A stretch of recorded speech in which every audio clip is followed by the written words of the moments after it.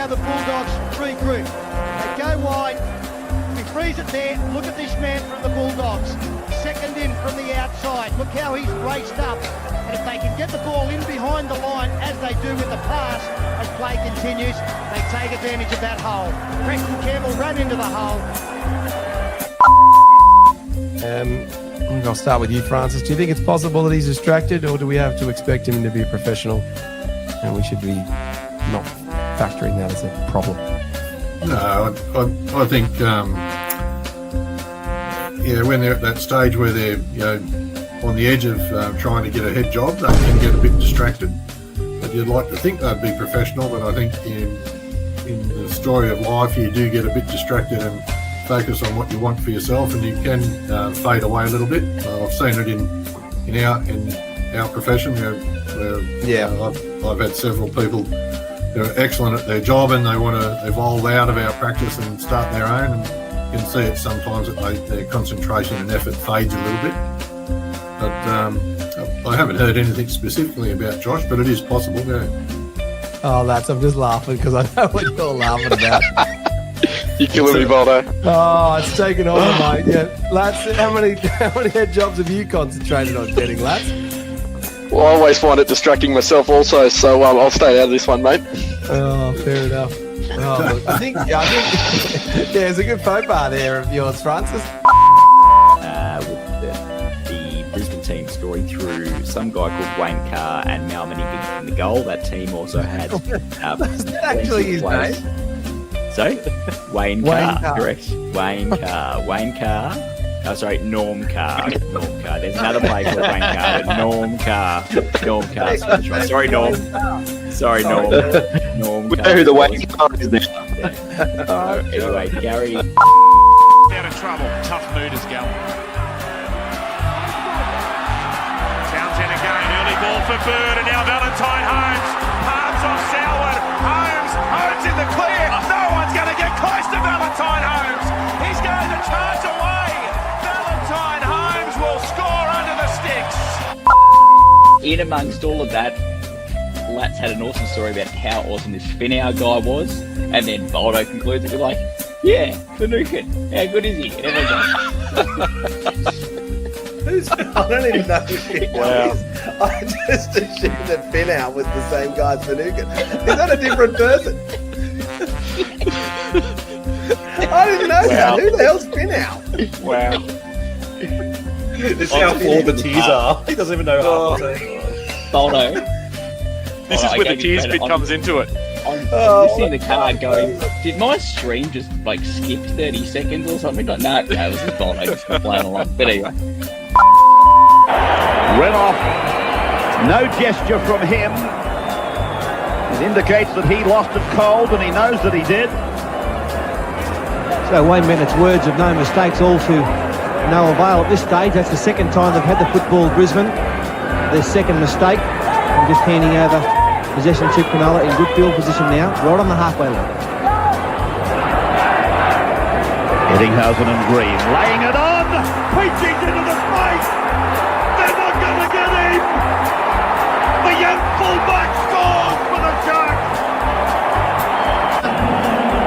There's the run around. They sent one player through. That took Steve Renouf out of play. Willie Kahn took his man. And all of a sudden, David Peachey had doubled around and ran into a yawning gap. Perfectly executed.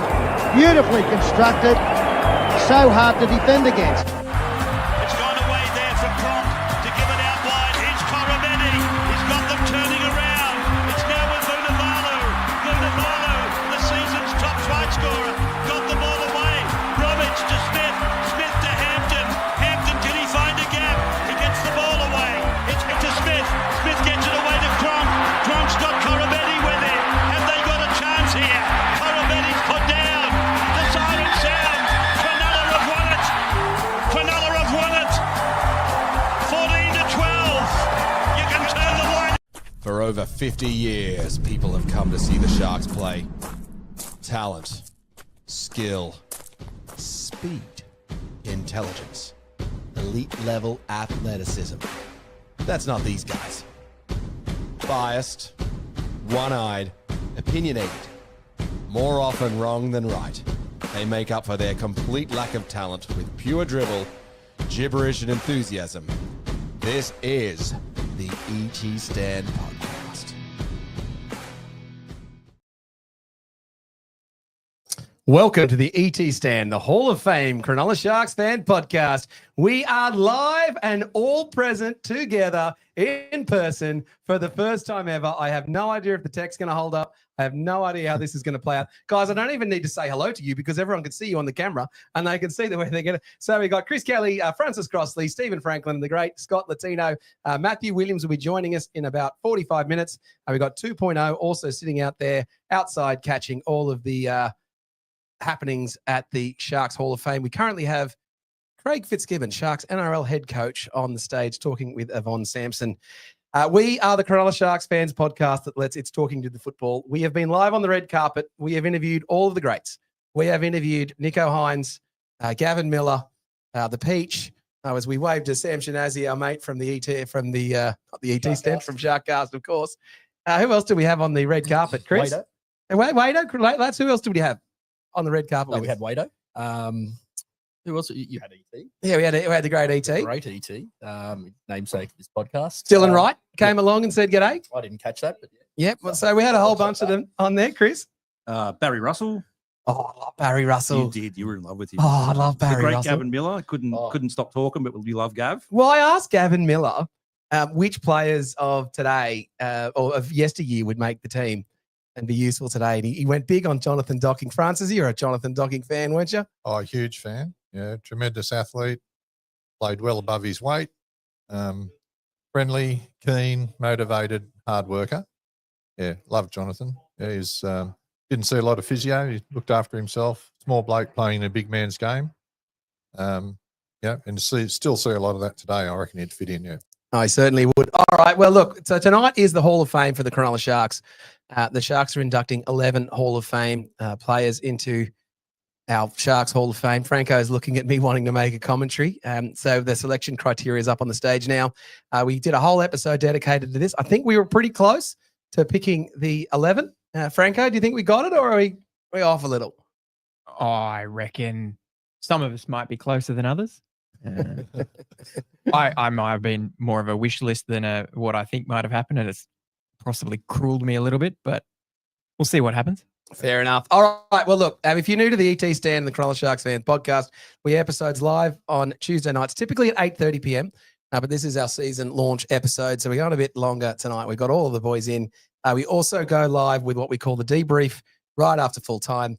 And so it's a big year for us in 2025. So firstly, I just want to thank our sponsors. And we have sponsors getting involved with us in 2025. So our primary sponsor is Solve Accounting, partnering with us on the debrief. All of your accounting needs, I use them and they're brilliant, keeping me aware of any legal changes and other facets of my business. Solve Accounting, we'll put the link in the bio. The Great Miranda Hotel. So, and Carmen's. Miranda. So for those that know me, know that I used to, I claim that I used to run Carmen's, but really I was just their head glassy. So they're sponsoring the Around the League segment. If you're looking for a great place to watch a sporting event, their schnitzels are pretty good. I believe it's on a Wednesday night. And we're going to do a whole bunch of events with them. Then we have Morgans at Cronulla, your trusted partner in stockbroking and wealth management. Whether you're a seasoned investor or just getting started, Chris and the team down in Cronulla's Main Street can certainly help you out. So that's Morgans at Cronulla. And yeah, basically, if you haven't worked out, these are all businesses that I do work with. So Morgans at Cronulla, yes, they are my stockbroker. But yeah, they're my trusted partners and help me out there. And then, of course, we are joined by Southside Physio Principal Francis, joined the lineup for 2025. Yeah. Actually, Great to be here. We didn't have any other claps from any of the other sponsors, so I guess they didn't. They weren't here in the room. They weren't here, so I guess. Can I just ask, part of that sponsorship deal with Carmen's, are we now allowed back in the venue? Like, is our bands now been lifted? My band. Over the years that Lats, you and I have been in there. We kept them afloat for a long time. Well, I think we certainly did. So look, we'll see how we go. All right, gang. Now, we do want to hear from you guys in the comments during tonight. So we've got a few different things going on in the show. We've had one comment in the already. Trish Meddy, hey Boldo, should say live from Sharks Hall of Fame, not Shacks. Have I got Shacks? Oh yeah, I do too, Trish Meddy. Bill O'Neill is one of our guest speakers tonight. So. Goodness me, Shacks. Trish, you're so right. And Trish, I just want to say I'm so sorry to you for not catching the ball the other day. when it was kicked out to touch in that trial match, and I didn't successfully catch it and hit you in the wrist, and I failed you, Trish, Matty. I'm so sorry. So Free assessment. that indeed. Now look, That's why he got the clap. now this is live podcasting, and I haven't fired up Latz's socials. So this is our next segment is Latz's socials. I'm just ignoring what you guys just said there. All right, so I'm going to go boot up Latz's socials, but Franco, can you just talk amongst yourselves for a second? Whilst I've got a couple of things I'd like to raise.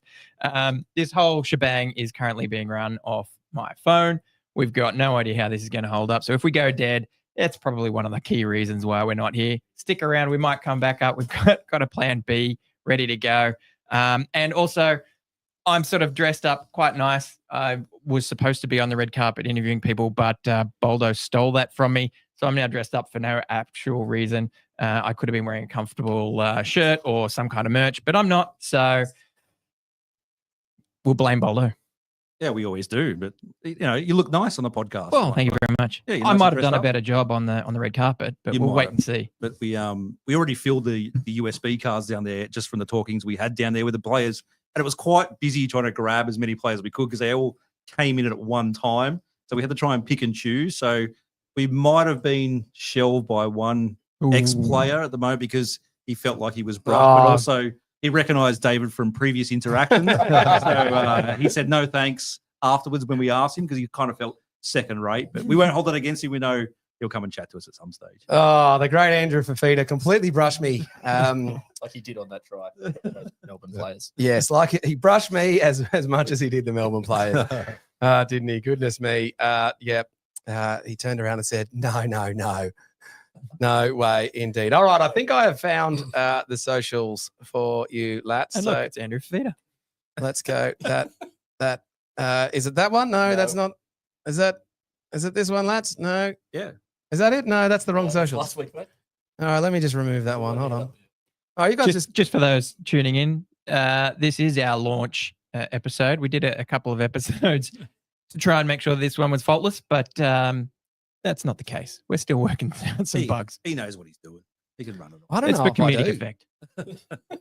This is only for the YouTube people anyway. So I think, is it that one? Oh, I still can't get it.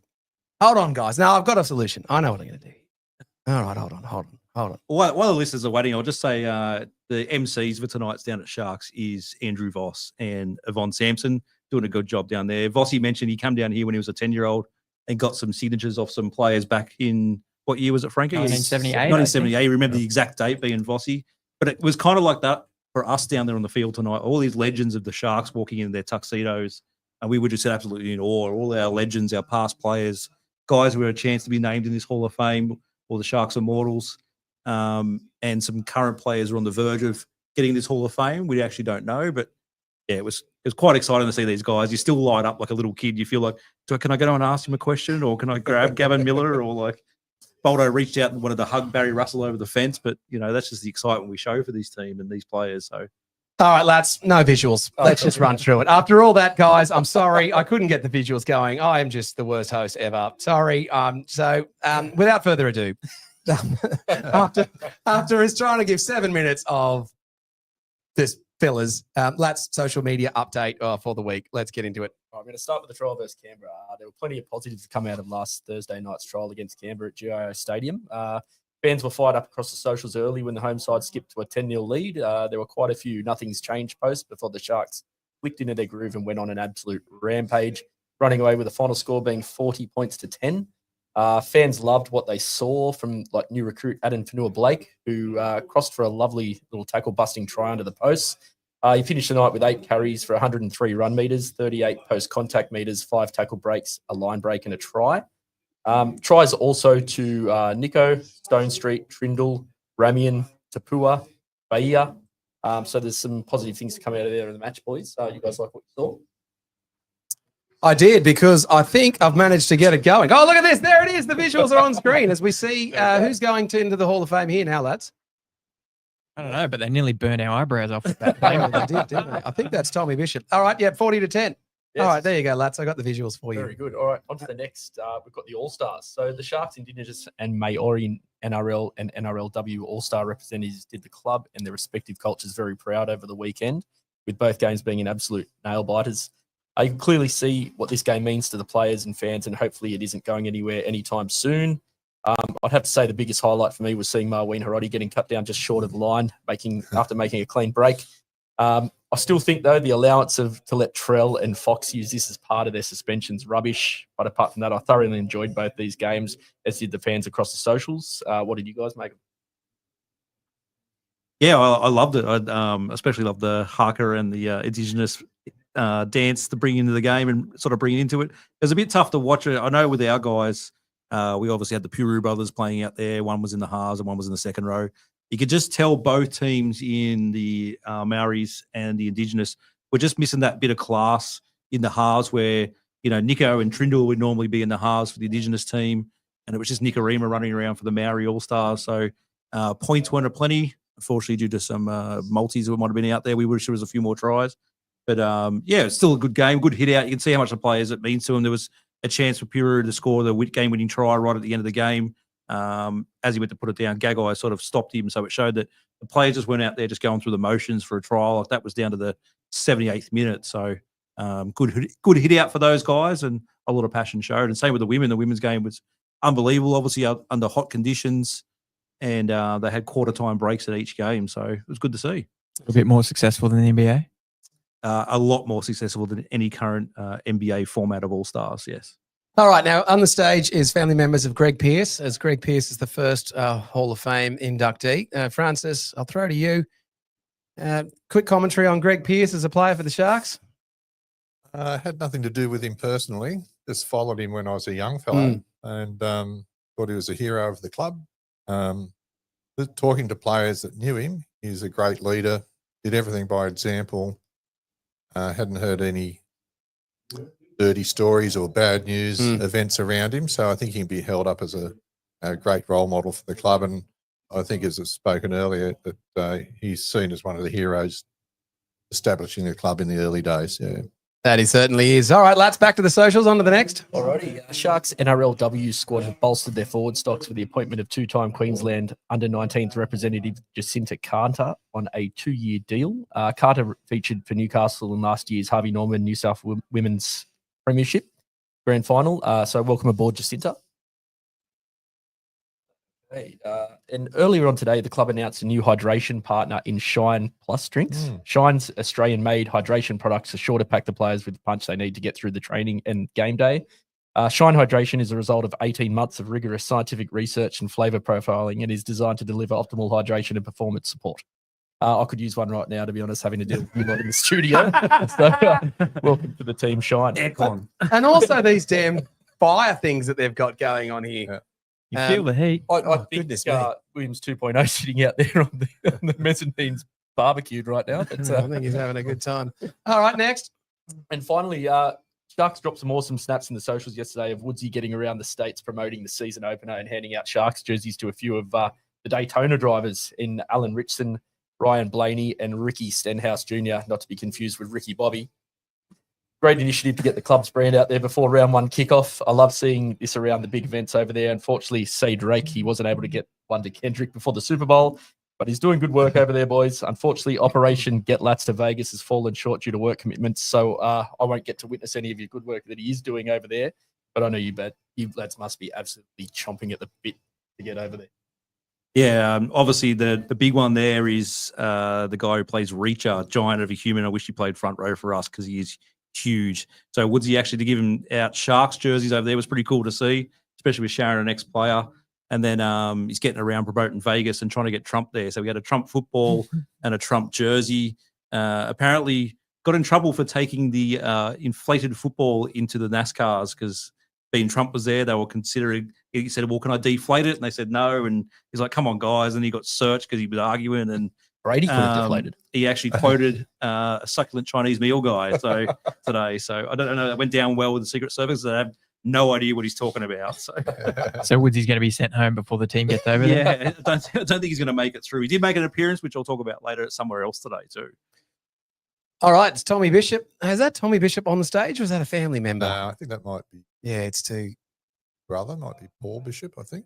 Yeah, shark number 50, Tommy Bishop. So for those unable to watch Sharks Hall of Fame, there's going to be a whole bunch of content on the Sharks social channel. So they're going to capture that really well. So we're just live here commenting as we go. So it's great to see Tommy Bishop, one of the great Shark legends of yesteryear. All right, let's get into it. Now, next segment. We don't have our normal slats on the side.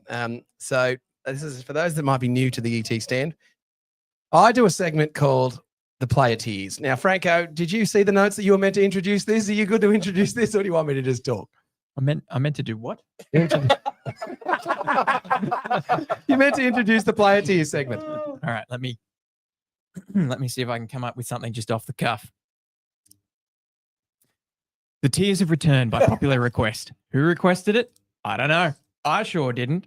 A bunch of highly regarded and esteemed panelists got together and via a highly advanced roulette wheel ranked the players in order of who has already performed the best this season. Or maybe who is expected to do well. I'm not sure. I wasn't one of these esteemed panelists. Who was? Boldo was. Maybe he can tell us what the criteria was, and maybe I shouldn't have used the word esteemed. Well, you definitely should have used the criteria esteemed. All right, this is Boldo's player tiers. What Boldo's players tiers? This is not the salary cap, and it is not the Daily M. This is Sharks player rankings based on an esteemed panel's judging of Sharks players right now and their contribution to the team, what we're getting from them in terms of how much they get paid, positioning, and taking in a whole bunch of factors into account. So without further ado, this is my version, or the tiers leading into the 2025 season. Now, each time we do the player tiers, they get a little bit of a theme. And so because we're at the Hall of Fame, this theme is going to be former Sharks teams. So we kind of break down the players, but you'll get into it. And if you don't agree with me, well, you just have to put up with the next 10 minutes as I walk through this. And no one ever agrees with me, but let's get into it. Okay, so the 2012, bottom of the tiers, Cade and Jesse. So why are they considered 2012? Because the year 2012, we were a good team, but we just injured and busted at the end. And so we had, injured players in semis and a whole bunch of problems. So Cade and Jesse Colquhoun, I believe in you. And I believed in the 2012 team, but it was just a shame that they copped a bit of injury. So looking forward to you guys getting back on the field and doing a whole bunch more in 2012. On to the next. Well, this is the 1994 President's Cup team. And we've got Stone Street and Atco are in the 1994 President's Cup team. As we'll just pause there actually for a second as Steve Rogers is inducted into the Hall of Fame. And with Matt Rogers and what is it, Don, getting up on stage?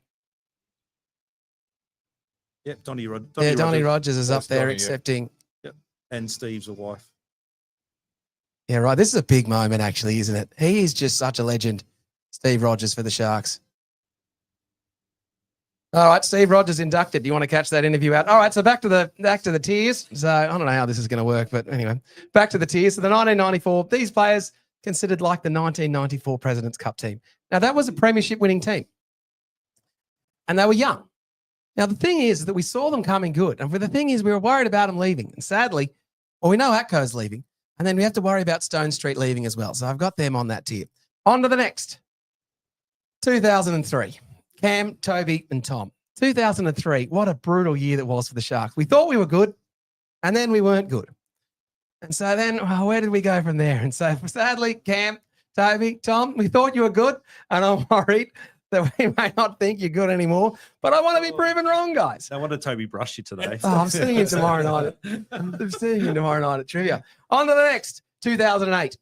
Ramian and Kafusi. These guys, 2008, great players.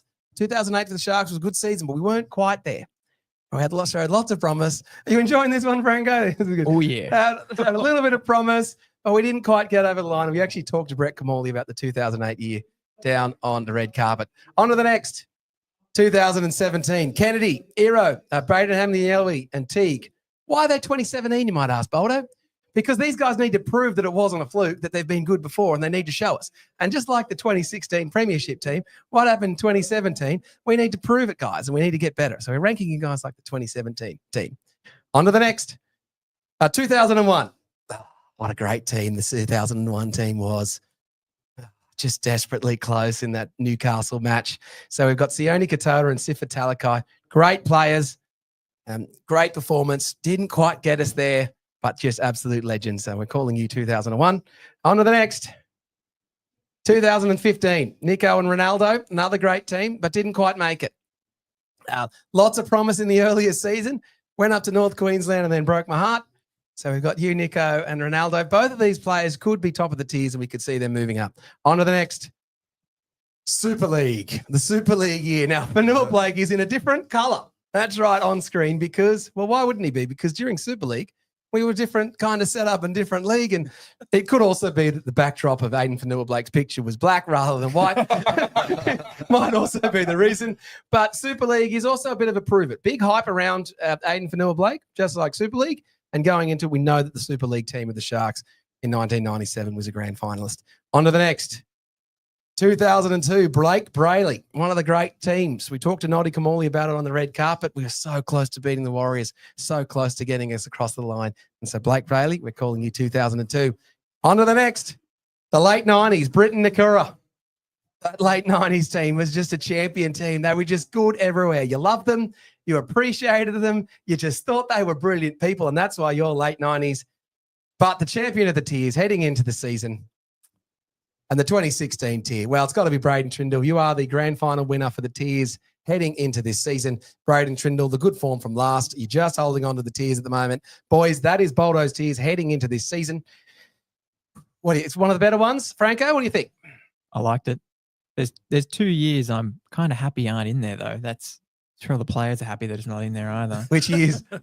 That's 2009. That wasn't good. Not a good year. And 2006, in which we had a 10-game losing streak at the end after someone in the media said, there's no way they're not making the finals, and then kaput. So, yeah, if you pick some great years, I think the late 90s is a bit of a catch-all, but hey, we love the 90s as far as the Sharks are going. Look, this is a good one, especially since we haven't kicked a ball in anger yet. Any downs? Any downs or ups? Who's rated harshly? As you see it, Frank? Well, look, I think Talakai could be moved up a bit, but I think that's because we've shown already that he's bulked up. He's ready for a bigger role in the middle. Could be in for a big year, I think. So we'll see how he goes. But yeah, I'd be moving him up as my point of call. Lats, what's your take on the tiers? Any movements? Mate, I think you've done pretty well with this one, actually. Yeah, you've got some. I like how you got Trindle at the top there, given what he did for us in the final last year. That was outstanding. I think we got there. Just let me have a look at it. As the Rogers family depart the stage at the Hall of Fame, it's a rather emotional end of their acceptance speech there. There's a big moment for them, and congratulations to the Rogers family on what I suspect is going to be 2 inductees. Francis, I know you're just seeing the tiers for the first time here. Any call-outs? No call-outs. I thought it was well judged, to get to play them through the years and allocate them highs and lows. It's skillful. Yeah, I liked it.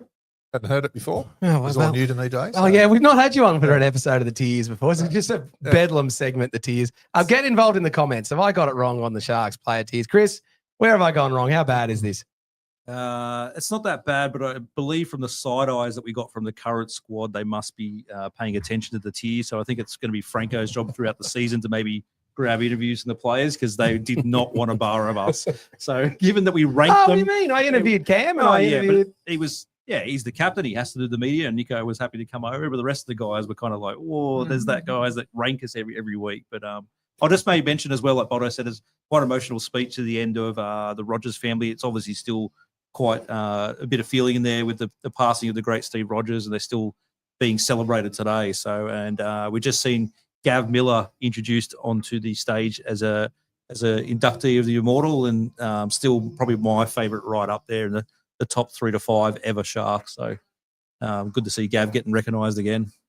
Francis, you treated Gavin, and you've talked about him tonight. Yeah, and he was telling us that he'd won the Rothmans medal and the Daly M in the same year, and the following year he was runner-up in the Daly M and won the Rothmans. And then the Rothmans finished because Rothmans stopped the cigarette company stopped sponsoring, and there's a big hoo-ha about no smoking, and that's when Daly M just sort of took over.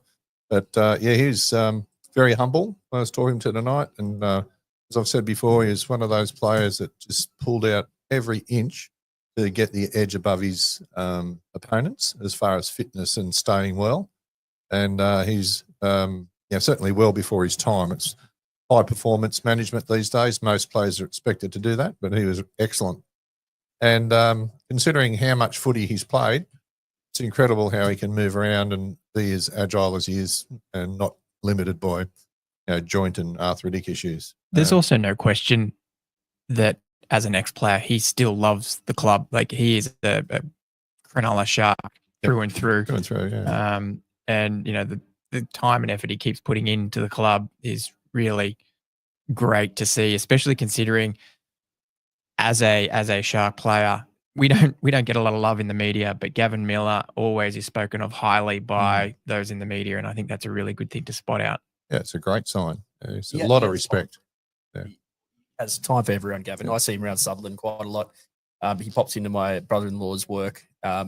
Always happy to have a yarn and talk about old times and that. And it's nice to see that he still carries that. And you see him around here on game days. He's just a very humble bloke. Yeah, and like I said, with the interview that Boldo did, was happy to talk, went on for quite length, quite in depth to his answers and things like that. So, it's still one of those guys. One of the first guys I hugged post 2016 grand final. Actually, saw him at the train station and went, Gavin, and just cried and hugged him and like, how good's this? So it's good to see he's still there. And he's always happy to have a signature or a beer or have a quick chat. So still one of the greats to chat to. Is that because you think I'm better to look at, Lats, or what? I just didn't want to give the kids nightmares. I'm just booting up the Around the League launch week. Here we go. I found it, Chris, just in the nick of time. So unlike Lats. Is it this week's? It is. Somewhere. It is. I found it. Don't worry. I've got it. This is all right. So this is a regular segment. This segment is brought to you by Carmen's Miranda Hotel. And if you want to catch sport around in the Shire this weekend, there's anything you want to catch, you can get in the Miranda Hotel. Yes, Chris? I want to get one of those key rings we had back in the day. We could skip the line of the nightclub. The C on it was great. Key rings were good, weren't they? All right. Around the League with Chris Kelly on launch week. Let's get into it, mate. Let's go. Yeah, well, on the discussion with our social guy, Lats, we realised we overlapped a little bit, but that's okay. So that's how we like to do it because there's not much else going around the league except for the Indigenous All-Stars versus the Maori All-Stars in the women's and men's. Like I said before, great 2 games. The women's game was unbelievable as usual. The quality those girls put on now is just out of this world, and I'll sit down and watch a women's game every day of the week. It's just great to see how competitive they are, and some of the hits in the absolutely brutal. So I think they put our men's games a lot of the time to shame the way they throw their bodies around and really put into it, and I hope they actually get rewarded out of it. So a close game in that one with the Indigenous girls coming away with the win right at the end. And like I touched on the men's game before, the Maori All-Stars held on. We had 2 tries. The Indigenous teams be denied by Naden was in the corner and his foot just hit the line. And like I mentioned before, Puru was trying to dive over a regather right at the death, which probably would have put him in front and won the game with a minute to go, but wasn't to be. And another great showcase. It was man of the match was given to Jesse Arthurs from the Brisbane Broncos on the wing. So a winger to get Preston Campbell Award. And to mention as well, because the Preston Campbell medal is named after Preston Campbell, obviously, and he's the initiator of the game, to have his young son, Jaden Campbell, out there playing for the Indigenous team was the first father-son combo to go out in a rep team out there for the Indigenous game. So awesome to see that. And he was there doing interviews and the like. And I wish Presto was around tonight, but we haven't sighted him. So, well, sadly, Presto just didn't get enough season. He doesn't get the credit that he deserves for being a Sharks legend, really, does he, Francis? You were a physio for that team. He was fantastic, Preston. He's again, as I said about Jonathan Docking, I think Preston's probably the smallest guy that I've had anything to do with that's played hundreds of first grade games. Admittedly, sometimes in defence they put him out on the wing, but he still had to face up against the big guys. And it's extraordinarily hardy and lightning quick. Back in those times, we did get a little bit more fatigue in the forwards, and those small, quick guys could really make a huge impact. And a gentleman, true gentleman the whole time, never whinged, had a lot of time in the physio because he got knocked around a bit. So I did get to know him quite well.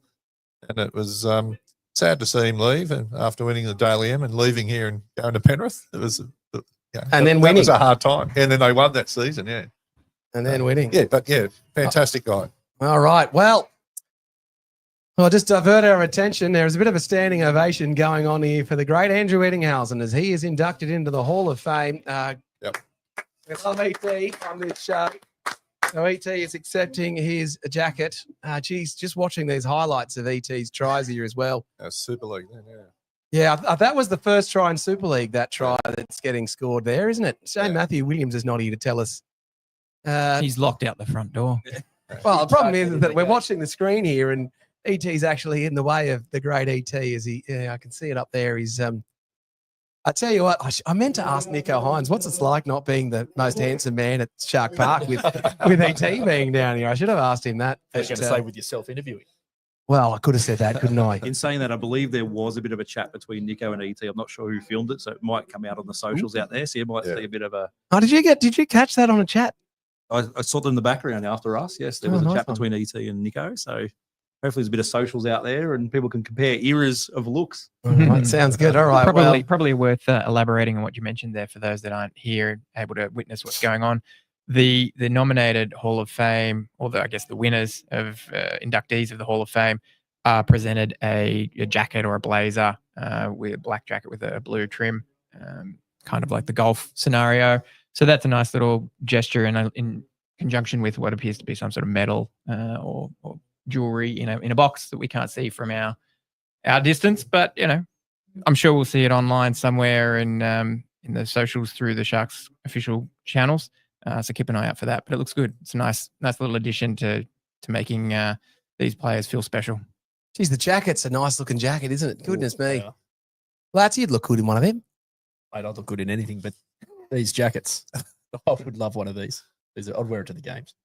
These are pretty good. I think they've got the logo. I'm sure when we go to Thailand next time, we get one made, special up, just rip it off and just walk around with one of those. I don't know about what you do in Thailand. We'll turn up to the game with an Immortals jacket. I tell you what, the gravitas of this moment for some of these, for the 11 inductees, like Gavin Miller's quite moved. It's emotional for the great ET. Like, it means a lot. Oh, it means a lot. I tell you what, so these 5 guys, they know that they're going in, but the 6 that's after that, this is big time news, isn't it? For the 6 that are going in. So I guess we'll just on that, surely they got measured up for their jackets. Surely they got the hot tip. Well, after it. Sleeves look a bit long on ET there. Maybe he needs a bit of a tail. Maybe not. Or maybe he's blown out a little bit, because they've been retired a long time. Who knows? All right. Well, ET's on stage. All right, Chris, let's hit through your next segment on the around the league, man. Yeah, so obviously the trials continue throughout the weekend. A bit of a mixed results, a mixed bag going on around the NRL with a lot of teams putting out mixed bags of teams, we'll say. Some threw out first graders, some didn't. It was a bit different. There was some teams that conceded 50, which is the magic number you won't win a premiership. And there was arguments on social media around the league that whether a trial counted if you conceded 50, if that counts toward not winning the comp in that season. So some poor performances. But again, you got to look at squads that were put out there. The Cowboys conceded 50, and I believe it was the Titans as well. Gold Coast. Yeah, the Gold Coast. So some different results, and you can see the ladder there. The guys, if you look on the socials, the Warriors are just on top of the Sharks by a point in that strange system. If you want to have a breakdown again, you can go on the NRL.com and have a look at how they break down the ladder, but it's quite strange. Jaden Beryl. Should have set up the field goal. We'd be tough. Franco, I'm still annoyed. Everyone is. Yeah, see, that's right. This is right. Franco, there you. Anyway, I did say bring it up at the end of week 2, so welcome to have at it. But there was another one where Gabriel didn't pass as well to the winger. He was throwing his hands up in the air and took on 3 players himself, and the winger was filthy. He wasn't happy. Yeah, that was poor. All right, on to the next. Yeah, so on the back of trial, we put out a mention that the Dragons had a massive win against their Rooster rivals, so they're out there buying their grand final tickets already. So they defeated the Roosters 26-8. If anyone again wants to go have a look at the lineups, the Dragons put out pretty much their full strength team, and the Roosters, I think Chad Townsend was about the only name out that you'd recognise. The game was hosted at Cogra, and it was preluded by the Bulldogs and West Tigers, and quite a good contest. But again, they had reserve graders out there. There was a lot of not first grade players for both teams not playing in interesting news out of that as well, their game was scheduled to kick off at 5:30, and Cogra decided to open the gates at 5:15. And if you know anything about Bulldog supporters, they turn up in numbers to anything. And so there was thousands of people waiting to get into the ground. Oh, no. 15 minutes before the game kicked off, and most people missed the first 10 or 15 minutes of the match. So shout out to Cogra, you're doing well already. Well, it's a shame the Bulldogs fans aren't like you are, they, Scott Latino. Always misses the first 15 minutes of the kickoff. Mate, I've missed the kickoff when I'm here, so I'm usually in the beer line or something.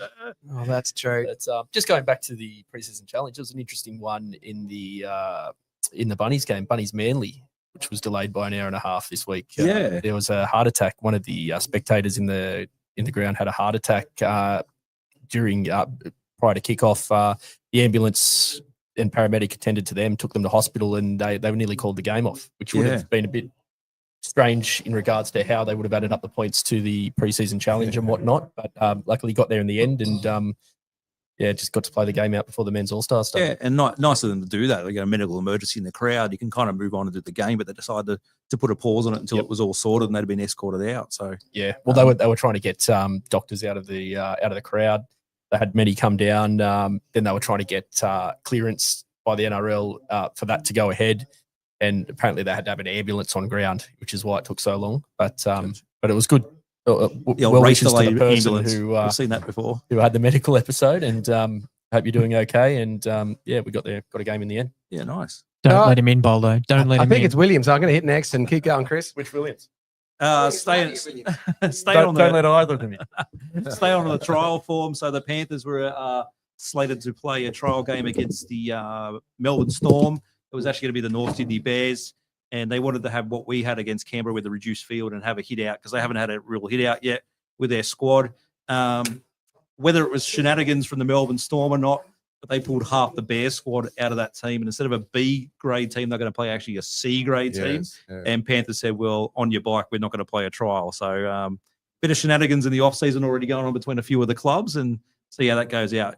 In saying that, unfortunately, from what I've heard, the Panthers are going to be fit and firing coming over to Vegas against Cronulla in Cleary, Liam Martin with a foot injury, Dylan Edwards, and a few other guys coming off a long season. But apparently they got through an opposed session and they're going to be fit to face us, unfortunately. Next. And touching on Latching, obviously, great Sharon Woods, former captain, our favourite captain's challenger, has been over in Vegas representing. Oh, I forgot one. Sorry. Oh, Corey Parker. I'm looking at it going. Yeah, Corey Parker. You know why? I put this in late to my admin. So there was a game in Parramatta in a trial game, and Zach Lomax again wasn't playing. He was doing a sideline interview as their marquee player with a female reporter, and Joe Offengawe decided to do a U-turn, come back and dack him on camera with a female reporter. Obviously, Corey Parker said, it's not great, but it could have been worse. He could have been wearing nothing under there at all, or he could have got a second layer and pulled down. All of a sudden, your marquee guy is talking to a female instead of family and kids on the sideline. Shorts down. So maybe save it for the change rooms, guys. It was funny, but we've kind of moved on from that stuff. The old Dacky. Yeah. Next. The old boys, baby boys. And going on that, Sharon Wood, like I said, has been over there promoting again in Las Vegas. And today popped on our favorite program today, Boldo, on Netflix. Welcome to Monday Night Raw. Monday Night Raw. So they must have set up some sort of thing with the Raw commentary team, and he actually got mentioned and spoken about and on screen. But it went on for about 2 or 3 minutes, which is quite long on a Raw program. Did he do a run-in? No, he did off camera before the Raw started, but this is just an on camera thing, and he just stood there for the next 2 minutes with the thumbs up and making faces because they just kept the main camera on him. So good to see at least we're getting a shout out from the WWE guys and leading into Vegas again. So and just to confirm, he's there for the Sharks. Well, yeah, he's handing out Sharks jerseys and really? Sharks. I think it's the only team that he's associated with of the four, so he had to pick one. I don't know how he's juggling a Triple M gig and an NRL gig, and fans took it out of him last year because he represented Manly in Vegas and actually wasn't playing, and he's over there again promoting the game. So, Sharon, he's doing it for us. He's handing out Sharks jerseys. One there with Captain America as well, so kind of cool to see. All right, thank you, Chris, for that around the league. Francis, thanks for coming in, mate. Absolutely. It's been great to have you in, and you're a big part of the show, and we love you for the physio and the injury updates that you give us during the year. Yeah. So hope I'm not busy. Well, hope you. Well, great. Yeah, and thanks for inviting us down on this great night. Yeah, it is good. Well, sorry that you missed ET's speech, so we'll get you to run out and enjoy it. And we'll go out and enjoy it and say good day and as a former Sharks alumni yourself, I'm sure it's a good time to be down here. So thanks for coming along. Good to be going. You're most welcome. Yeah, thanks, Francis. All right, thanks, mate. See you, mate. All right, Francis Crossing, ladies and gentlemen. Coming in. All right, I'm going to stand up for this. All right, well, because. Oh, hold on, I can't stand there because it's just a picture of my gut. Okay. I'm glad it was a little bit higher then. Oh, goodness me, that's just like such a worry, but I am standing Someone up. decking. All right, Francis, you can grab a beer. All right, I'll tell you what, it's good. It's good fun. Get one for 2.0, would you, Francis, as well? He's dying out there. I'll tell you what, it We've got is. 2.0 out here. It is good fun down here in the corporate box down to the Sharks, isn't it? All right, ladies and gentlemen, boys and girls, children of all ages, is Matthew Williams joining the ET Stand Live. Hello, Matthew. Hello, David. At all? How good is this? How do you go, champ? Yeah. He a bit shocked when you walked in, mate, and saw the setup, and you're like, oh, Very. my Well, God. I got Is this the right box? I got instructed to come this way, and obviously ET was talking. It was all very regal. I didn't want to interrupt the crowd. There may have been a bit of issue with the guest list. I was worried I wasn't going to get in. But no, a lovely lady down there did let me in and then said maybe going around the back would be better. So I did do that. But thanks for having me. How good. I've been listening while driving along. have you? I've been listening. How bad are we? I think it's going fantastic. You could have done like a classic, one of those spoof films or Pink Panther and accidentally walked on stage with your hands out. Like, is this the right place? You almost could. Yeah. Almost could. But it is my first time in the corporate facilities in the ET stand. How good is it? It's It's I thought sensational, isn't the it? fridge may have been locked, but No, the fridge is open. They actually did that for us. We carried that open earlier. And shout out to the Cronulla Sharks for looking after us, indeed. I asked Brett Kamali on the red carpet, Matthew, which year burns him the most, 2002, 5 or 8? Which do you think he answered? It'd have to be 02, right? Tune into the socials. Tune into the social.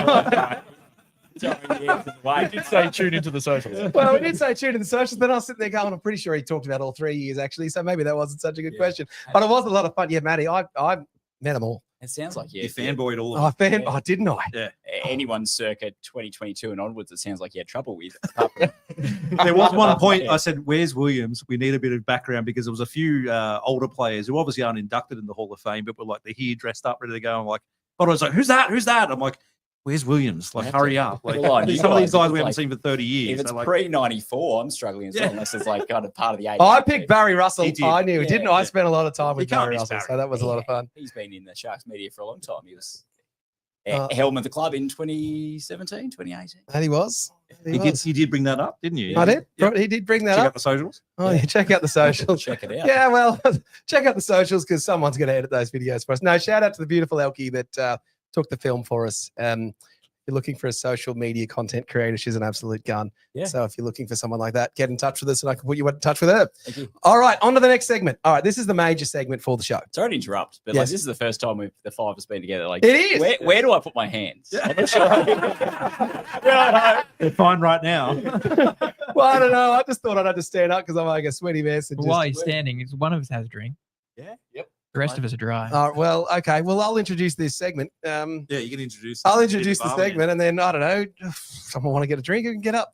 Lads can't get up because he's Chris. You're going to have to do it. Up about 300 chords here. Okay. All right. On to the next segment. That was Okay, my guys. failure there on the way in. Sorry, mate. The challenge was made during the week. Would a team of champions beat the champion team? And so what do I mean by that is we are now going to discuss and select a team of champion players from the Cronulla Sharks history who were not in the 2016 team. So every Shark of all time is available. And we are going to pick a team that is going to play against the 2016 team via an AI model that I've gone and built that has scoured Rugby League Project, that has all of the information about all of the players ever, their pros and cons, what they're good and bad at, and all of those fun things. And I might have run a test, and it does work. Wow. So, without further ado, we're going to go through it and go through each of the players. I think some of the positions pick themselves. Number 1, Toshio Lasimi. Number 2. Well, I don't Leon think it is Watt, going to be number 3. Toshio Lasina. So we're going to go through it, and then I'm going to fill out the players. Jason Kent, number 4. Number 5, Andrew Emilio. Cheers, lads. Number 6. Cheers. Yeah, thanks, chicken. Ah, yeah, all right. Sounds good. All right. All right. Okay. So, number 1 for the Cronulla Sharks team of champions. Is there any dispute that it should be David Peachy? Who are the other options, Matthew? Well, I know obviously you've always had the Peachy versus Barber debate. Barber played two seasons for us. Obviously, he took us to the promised land. He was crucial to that side. But we're playing against the 2016 team. So right? Barber is in the 2016 Barber's in there. team. So there, that discussion is null and void. Obviously, Jonathan Docking in there. And that's, pardon my ignorance, John Docking. Steve Rogers potentially playing fullback, maybe. But Rick Burke in and around the fullback. Yeah, Rick Burke, I think was, I don't know, pardon my ignorance, but exclusively a winger, I believe. He was there. I think Peachy, by and large, Preston played a bit there too. Preston played a bit. Moving to the halves and was dynamic, but I think Peachy far and away, 110 tries. I'm not sure how many games, 200 and something. 220 something? 220 something, yeah. Yep. A travesty we left at the end of 05, so Peachy for all of us. Peachy for mine. Anyone want to object to Peachy as the fullback? No. All right. Never. Peachy is the fullback. All All right. For Franco to throw a left ball. Okay. I was thinking Carney. Yeah, Todd Carney. Now, the thing is, we're building a team Brett Carney. to beat the 2016 team. This is important. Albert Kelly. You've got to have the peach. All right. Well, We're all right, talking we can 99 to 2001 Peach. Just 1999, 2001 peach. Peach. All right. All right. Can you guys stop giving stupid bloody suggestions? It was Stapo was in there. Maybe. All right. On to the wings. And guys, in the comments, if you would like a player to be picked in the team, by all means, let us know if you think they should make the squad. Get your tips in now. Who should be in the team? But I think no, not tits, Chris. No, it's tips. I said tips. Tips. Straight to sports bet. Okay. All right. Whoever we're sponsored the by. wings, I think Matt Rogers is unbackable on one wing. So I'm going to put him in. Typical. And then the other winger. Is you looking Rick Burke? Yeah, what You are you are doing, on Chris? camera. No audio. He's motioning to me. No audio. I'm not quite sure what he's putting down other than there's some kind of music going on in the background. So obviously, yeah, Matty Rogers number Matty two. Rogers is one winger. So But who is are you putting in your centers? Because if you have your centers, let's say, I don't know, let's say Rogers, Steve Rogers. Steve Rogers and Sparkles Eddinghausen. Or do you put ET on the wing? Because ET played a lot of rep games at wing. now, Franco? Give us a response on that one. Is ET switched to the wing or is he centre? I do actually like the idea of ET on the wing. Gives us more opportunity, but from centre, I think he was a defensive powerhouse. He's got to go there. He played far and away the most. He debuted for us at fullback, but another fullback option. But You've only got to see the jersey behind Franco, number 3. That's what he's done. Iconic. Well, there's the question. So we've got our centers sorted. Steve Rogers and If there's last wing both wore number 3. Who wears number 4? Who's second field? ET and Steve Rogers are the centres. Yeah, but who wears number 3 and who wears number 4? Oh, They're both iconic in number 3. I put Steve Rogers at number 4. We go Super League and we have one in 3 and the other in 33. Yes, we are going to do that. We're going to put Steve Rogers in number 33. There you go. That's what we're going to do. The other winger. So I'm going to have one for you. I'm going to say that we should select Ronaldo Mulatalo. He is third on the all-time Sharks try scorers list, is he not? Yes. He has a very high try scoring record, and he is eligible, and he is a modern day player, and I think he helps us the most. Let's give me a response to Ronaldo Mulatalo. Yeah, I like Ronaldo, mate. I possibly might have thrown in a Glenn Coleman or someone. Ronaldo, but yeah, Ronaldo's a gun. Oh, Glenn Coleman's not a bad shout, is he, Chris? Yeah, I think if we're going up against the 2016 team, you're going to have to throw Ronnie in there. Yeah. All right. Even left field, Richie Barnett. Favourite player. Oh, yeah. Gee, I mean, yes, he played. played Richie Barnett's good. Outstanding football for us. Then moved on to the Roosters, as horrid as that was, and the Super League and all that jazz. But he would definitely hold his own in that side as well. Yeah, But Richie Barnett. I think Ronaldo probably. All right, Ronaldo Mulatalo. Everyone happy with Ronaldo? I hate the idea of recency bias there, but he's pretty good. So pop him in. All right. Ronaldo Mulatalo. 2.0 would have in there. Yeah. Sandstone Street. Sandstone Street. Okay. I think the halfback is pretty locked on Tommy Bishop, so I'm going to put him in. Right. He's a Sharks immortal. He is. Is Brett Kamali still in the running of? I mean, Tommy Bishop's an immortal. Kamali may be Hall of Fame. Maybe he's in the running, right? He's eligible. He's in the running, and both are out-and-out halfbacks. Yeah, I mean, the game's changed now. Numbers don't matter, but back then they did. So. Okay, well, Franco? Who else have we got? Halfback. The reason why I'm jumping to halfback is because, well, I just think 5'8's going to be a lot harder. You got Paul Green, you got Mitch Healy.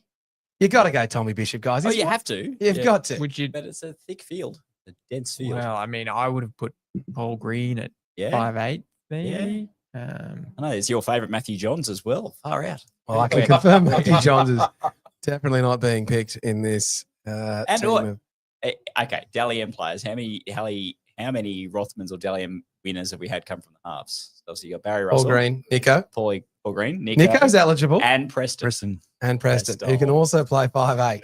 Or, come on, or could play hooker, or could told come, you this one was the hooker hard. experiment was terrible. But You still got a utility spot in there we can throw in. So again, it's 2016 did. Preston Campbell in brackets somewhere in there. It's got to be. He's got to be. in Preston and around Campbell's an option for the interchange bench, number isn't he? 17. The number Yeah. 17. And All right. can I just say as well that the viewers are wondering, there's a little break between the first 5 immortals and the next newest inductee. So that's why there's no update from the rest of us. I'm assuming that's giving everyone a chance to change course and have their mains. Absolutely.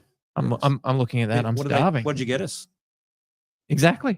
Entree per person? Mate, there's a whole bunch of fish out there, actually. Shark fish, actually, on Is the it? menu. I don't know. Shark. What's the name of the restaurant? Is it Sharky? No, it's not Sharky, yeah, maybe Golden Sharky. Bay. So, Sharky, if you're listening, see him over there, boys. entree per person. I mean, Bring it. okay. the fast food place is open. Yeah, get some $17 burgers. Okay, guys, focus. So we're selecting the halfback. Can I get a vote for Tommy Bishop? I think you have to. All right, we've got 3 for Tommy Bishop. Immortal status. Immortal status. So Tommy Bishop. Sorry, Kamali. Who was the last player to captain coach a team to a grand final? Gonna say it was Tommy Bishop. I don't know. I know he did, but I'm not sure who else had. I'm not sure. Yeah. Okay. I think we can't skip past immortals. If they're being selected as immortals. Yeah, then- we'll go. Well, Tommy Bishop was just such a crafty player. Yeah. God, Barry Russell was good too. Okay, actually, we had some good Did halfback. Rhodonicus do that?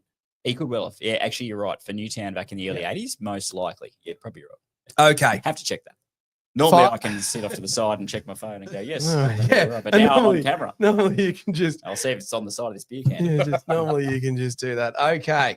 All right. 5'8" in this team of Sharks champions. So the back line so far is David Peachy, Matt Rogers, Andrew Eddinghausen, Steve Rogers, Ronaldo Mulatalo, and Tommy Bishop as the halfback. A reminder that the 2016 players in the grand final are ineligible because the team of Sharks champions are going to take on the Sharks champion team in an AI battle for the ages. And we're going to do a quick debrief of that at the end of this show, which will be absolutely hilarious. All right, 5'8". We are playing the 2016 grand final team. Options as I see it. I've thought long and hard about this. I think obviously Michael Speechley is an option. You could switch Paul Green or Brett Kamali or play with halves on either side. Healy? You could play Mitch Healy. You could play Adam Dykes. And then some more recent ones. We've obviously got Todd Carney. And we also have Greg Bird. Yeah, I was thinking Greg Who are Bird. also possibles that we And can pick. ineligible, but Paul Gallen played a surprising number of games at 5'8" sport. Not saying he was a competent 5'8", he was running 5'8", but yeah, is eligible as well. But All right. 2016 status. Okay, so will Chris give us an opinion? It's too tough. I was just rolling my eyes because I can't believe it. It's just, I'm going to stick.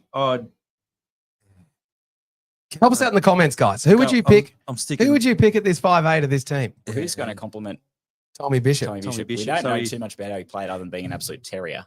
And a more. Do you need more organising I'd be 5'8"? devastated if it's not Paul Green. Pretty cool. Paul Green's not a 5'8". Yeah, I'm so close because I loved it at the time, and I think it would really help this team with Greg Bird for me.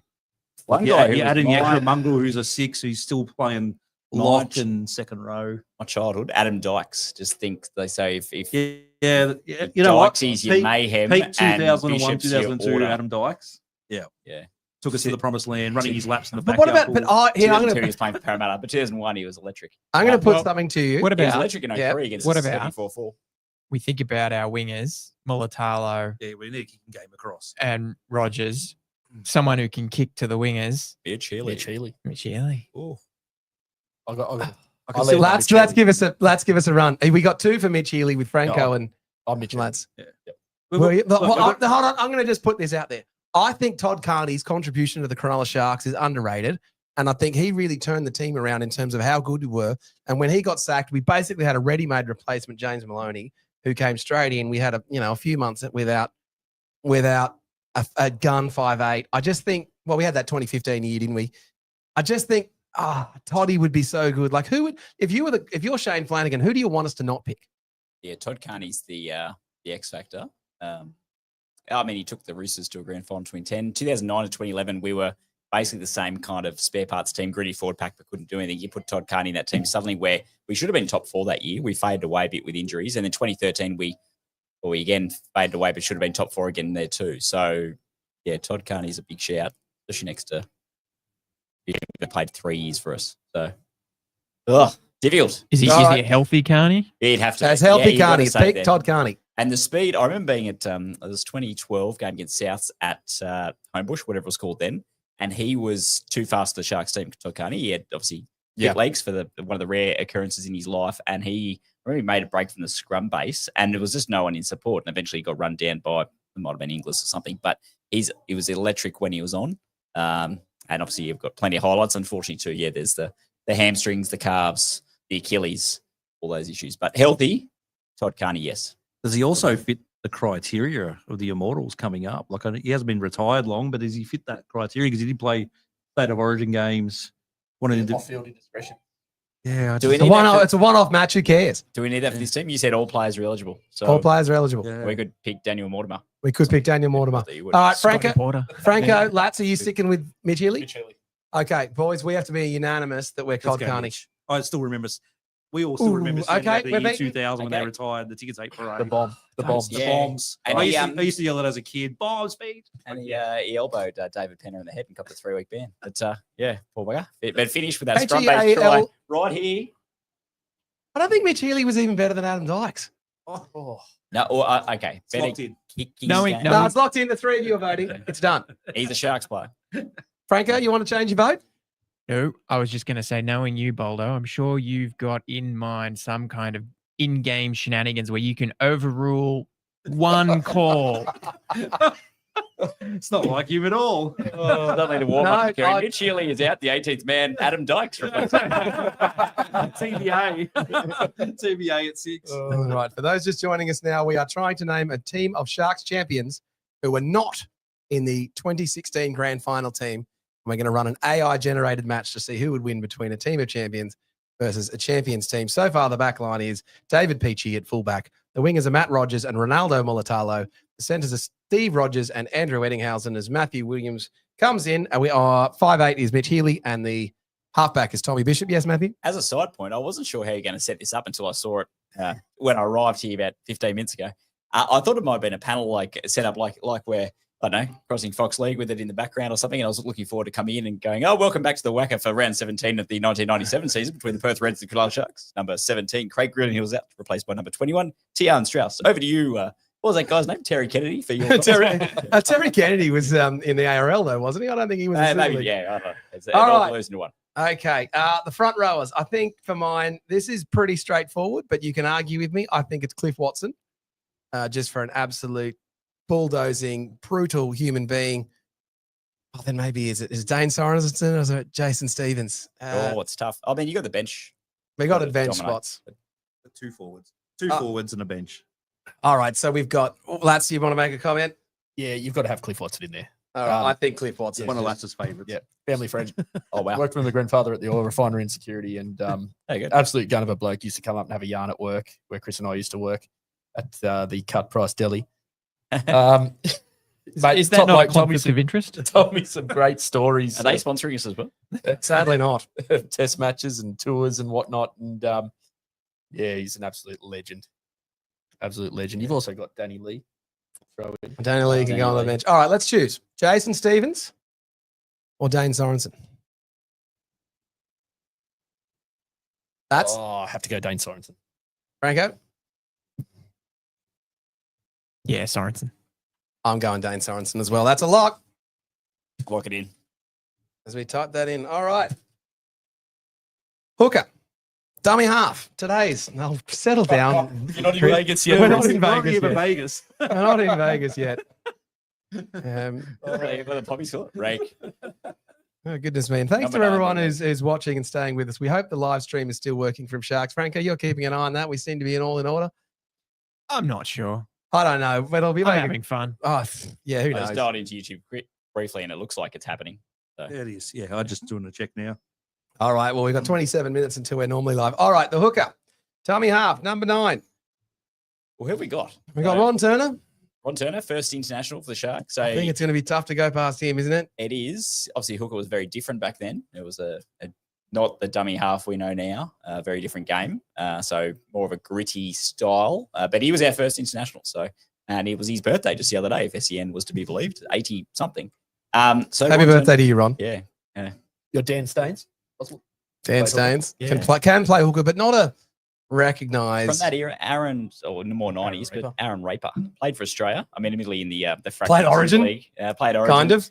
We're talking about asterisks here. We love you, Aaron. But He's the reason I bought that. Him and Adam Ritson is the reason I bought that jersey that's behind you there, Matty. Well, Adam Ritson's a great shout, lads. I'm going to push hard for him on the bench. He's got to be a lock already. But other hookers, so Dean Treester, epitomised the Sharks in the late 90s. And of course, Blake is eligible. Yeah, Blake Brayley is eligible, and he's very good. He hasn't done the step to rep jersey level yet. It's got to be Ron Turner. Franco?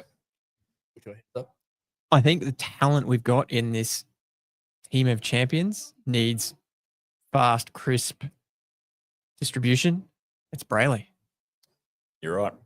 I think that's a good point. Chris? Yeah, the Iron Man Brayley for me. I was just thinking about that we'd need, if we're playing It that means, 20 it means that we don't have to put a hooker on the bench. correct, and we're playing Sorry, a Ron. We 2016 love you. team that played quite fast and forward, and they had a lot of coming off the bench. We need someone in that sort of role where, as much as our other past hookers have been absolutely tough and immortal, but yeah, it's just I think you need a quick Brayley in the 9. Just looking at you, so for a long period of time, we had a revolving door in hookers. So obviously, we had Aaron Raper, followed by Dean Treester. Dean Treester, towards the end of his career, there was even in 2000, 2001, he was swapping with Jason Ferris and then Pat Gibson. Dean Bosnich came in there in 2002. Put your hands up, DeGoyce. DeGoyce, big I'd shout. love to see DeGoyce in there. Tavita Latu, infamous for other reasons, was good, but off-field indiscretions. Terence CUCU, Lance and Judo, a couple of games in there. All right, we're obviously not picking. Obviously not picking Lance and Judah. The point I'm getting at is that obviously we had such a huge field of halves in there, but hooker is kind of somewhere we've lacked. Just looking at it as well as driving here, I think going far out. Who would you go with hooker? It's Chris is just loving every time I say hooker. But Well, that's why Ennis was in the team of the half century, isn't it? Really.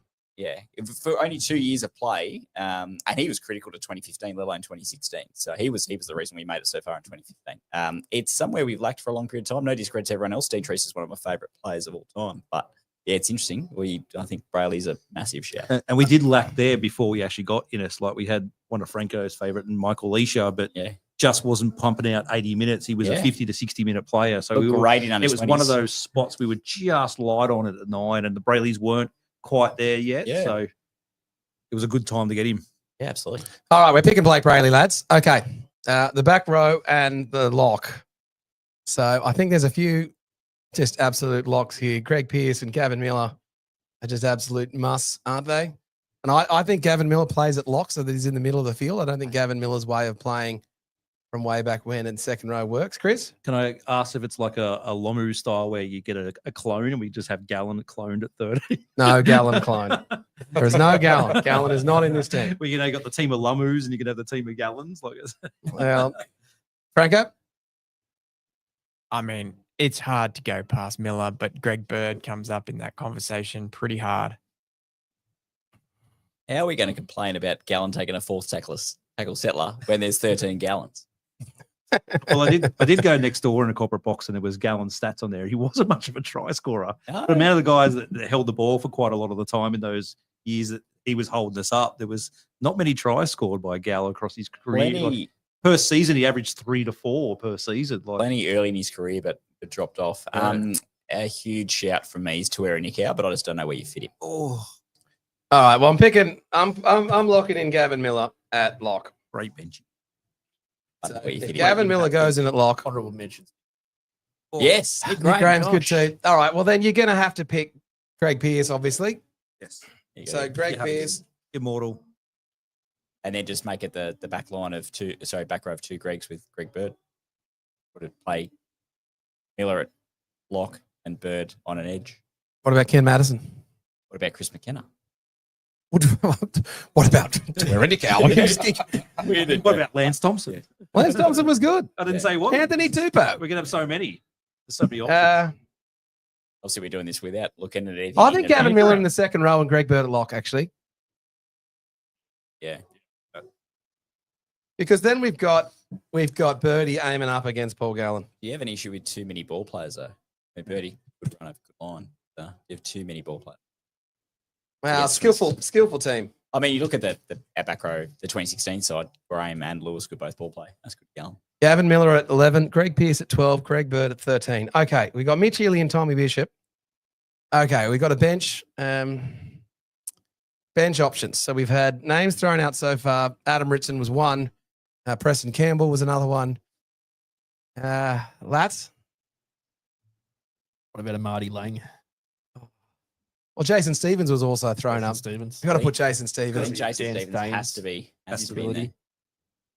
Big Steve-O's got to be the first one picked on the bench. Yeah. All right, Jason Stevens has got to be picked. And he was unlucky not Danny to make Lee. the team. The Ox. Yeah. Jason Stevens. Okay. An interchange back. Because the 2016 team does have Gerard Beale. Who have we got? International Beale. International Beale. Well, you got Preston, although Preston covers your spine. But what if you? Well, I think you picked Todd Carney over Preston. Tough. Well, Carney did play a lot of fullback. Yeah, the Raiders. So did Preston.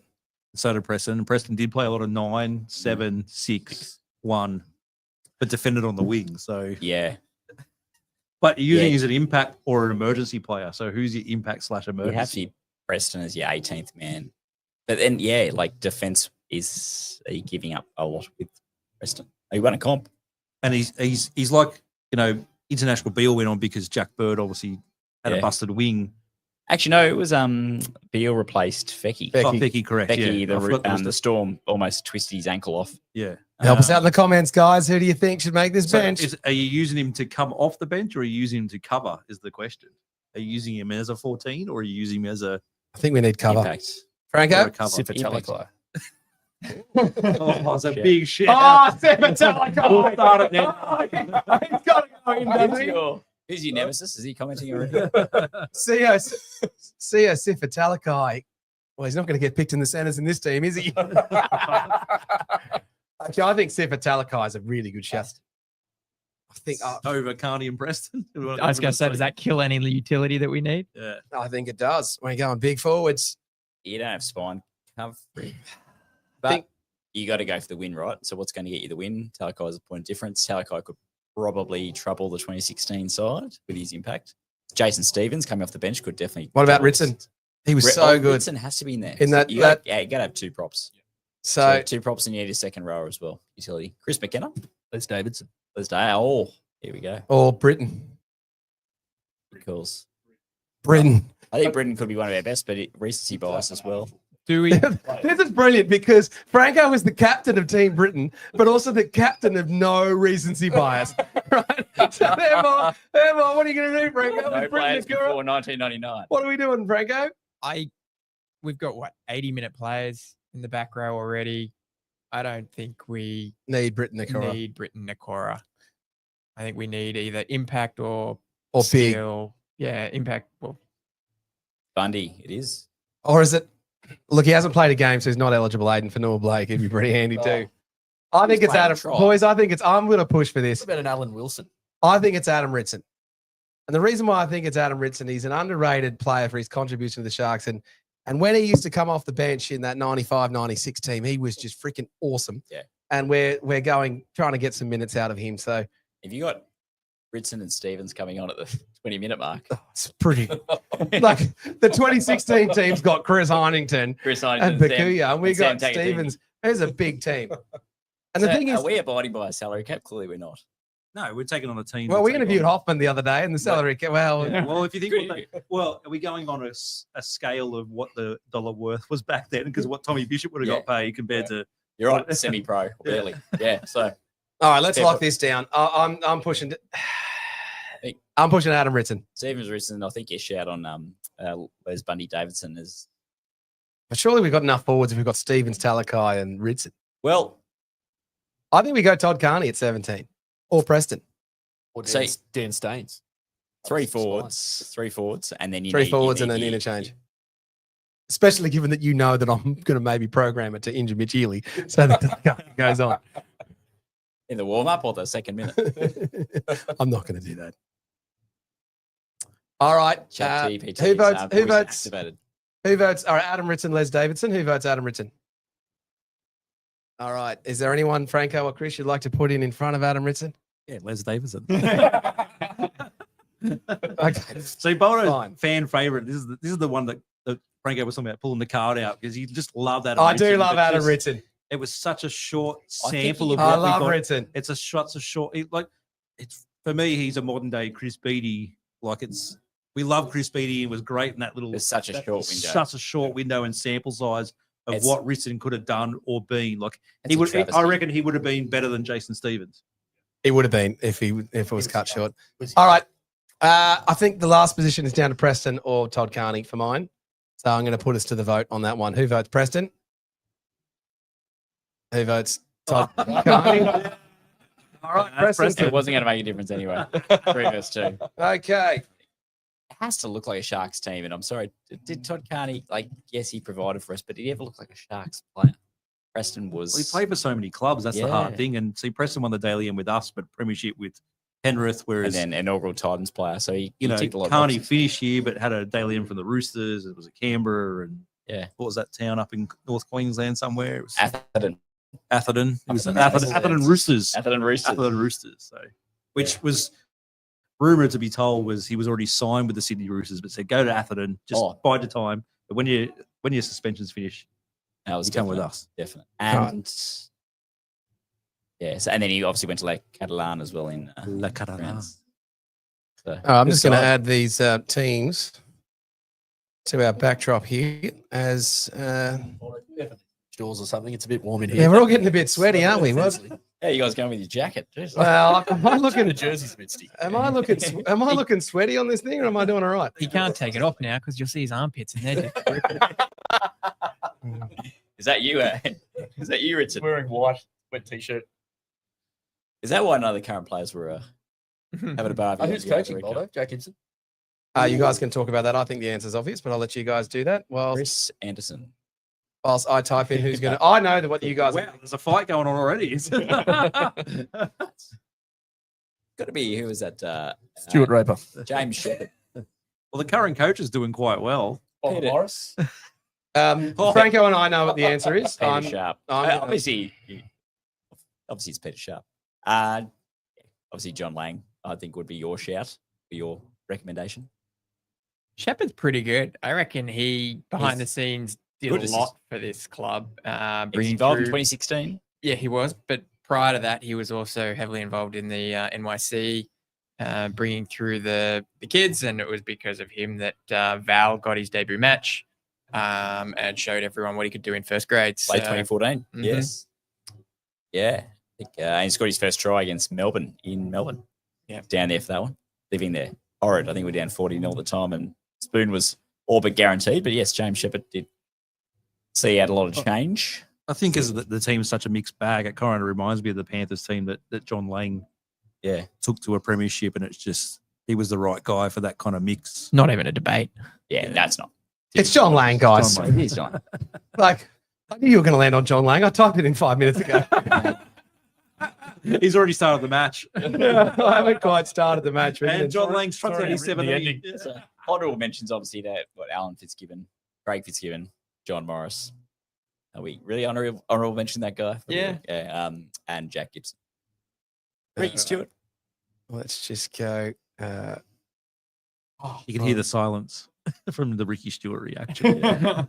Hold on. I just got to edit this, and I've got to put in another add item. Well, I mean, we were the uncharted territory, the unsolved riddle for a long time, attracting those coaches like Jack Gibson and Chris Anderson and Ricky The Stewart. problem I got with Jack Gibson's always going to be the famous line. Yeah, for sure.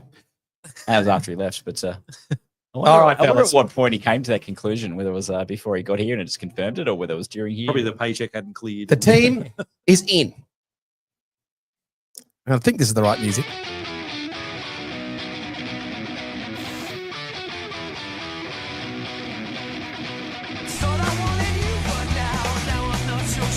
To take on. Is this the same song or are there two songs playing there? Oh, I think this is the wrong version of this one, but you know, Someone's better can hear us. well, I think they can hear us okay, can't they? I can hear. All right, let's go through the team list. The Cronulla Sharks team of champions that will take on 2016 grand final team as follows. Number 1 has been selected. David Peachy. On the wing, we have Matt Rogers and Ronaldo Mulatalo. In the centres, Andrew Eddingshausen and Steve Rogers are the centres at 5'8". Much discussion. Mitch Healy has won the position over a bunch of others. Tommy Bishop is the halfback. Cliff Watson and Shane Sorensen in the front row with Blake Brayley giving the Sharks champions speed. Then in the back row, we have Gavin Miller, Greg Pearce, and Greg Bird with Jason Stevens, with a talent by Adam Richmond, Preston Gamble on the bench. That is a star-studded bench that is going to take on the 2016 grand final team. We didn't name a captain. Is it ET or is it Steve Rogers, lads? It's got to be ET, I reckon. Name of our podcast. I guess it is. Just for consistency. Where we're sitting. We are in the US stand that he next. built. We're not in the Monty Porter stand as much as Franco's disappointment. He was also the first interviewee today, so Was he? He was. He was. He's an absolute legend, It'll be coming out ET. in our socials. He's just so ET. charming. He's just He's lovable. just He's ET. lovable. Almost like he's a professional who hosts his own show. Well, Or he wakes up smiling. He must just wake up. Oh. How good's this? Like just just It makes me smile. yeah. imagine being ET. You're like on a grandstand named after you. That's like pretty good. Just get out. Oh, so good. Get All your- right. your Hall of Fame induction while you look at your building. Yeah, whilst you look at your And building. your podcast is going on named after you. Yeah, well, that's true. So, all right, fair enough. All right, well, look, let's also, and for those just joining us a little bit late, we have constructed a team of Sharks champions that weren't in the 2016 grand final team to take on the grand final team in an AI challenge that we're going to do at the end of the Hall of Fame inductions as we talk those through. Now, the 2016 grand final team, a reminder, they won 14-12 against the Melbourne Storm. On what date was it, Matthew? 2nd of October. That it was. And what was the crowd attendance? Oh, 83,000? 500. 625. Ah, there we go. All right. The 2016 Sharks grand final team. Fullback was Ben Barber, Valentine Holmes, and Sasai Feki on the wing. Centers are Jack Bird and Ricky Latelli. James Maloney at 5'8". Chad Townsend at halfback with the front row of Andrew Fafita and Matthew Pryor. Michael Ennis was the hooker, a star-studded back row of Luke Lewis, Wade Graham, Paul Gallen. They can certainly take on the back row from this champions team. And then the bench of international Gerard Beale, Chris Heinington, Sam Tagatese, and Jason Bakuya. Maybe the bench is where we can get these guys. And I feel like we're leaning towards the team of Sharks champions, the way that we've just run through this. Chris, I'll start with you. How do you beat the 2016 Sharks grand finalists? You trot out the best 13 or 17 we got. So where's the weakness? There wasn't a weakness. That was why we won it. And that's why we won. How many matches in a row was it, Matty? Oh, 17. 17. So we even defeated the Black Cat, Franco's favourite game. Yeah, a tough team across the board. That's why we won the comp. That's why we're the best team in 2016. So I think all we've got to do is make sure our coach, Mr. Lang, has a good game plan and probably just goes out there and tries to bash them. We The look best at way. how the 2016 team lost. So they lost round 1 against Cowboys in Townsville, which was by 6, and that was against the reigning premiers. Fair enough. Team was still gelling. Round 3 against Manly, they weren't on the same page there, and it all fell apart, and there was a lot of unforced errors. Then there was 3 losses later in the year to the Raiders, who smashed us. I think we had James Maloney was playing, but we had, I think Ennis was out with Mac Nickelrook playing hooker. They just monsters physically, and that's how Canberra monsters physically in the quarterfinal too. Early on, before we kind of turned the tide, and then it was they were off the boil physically.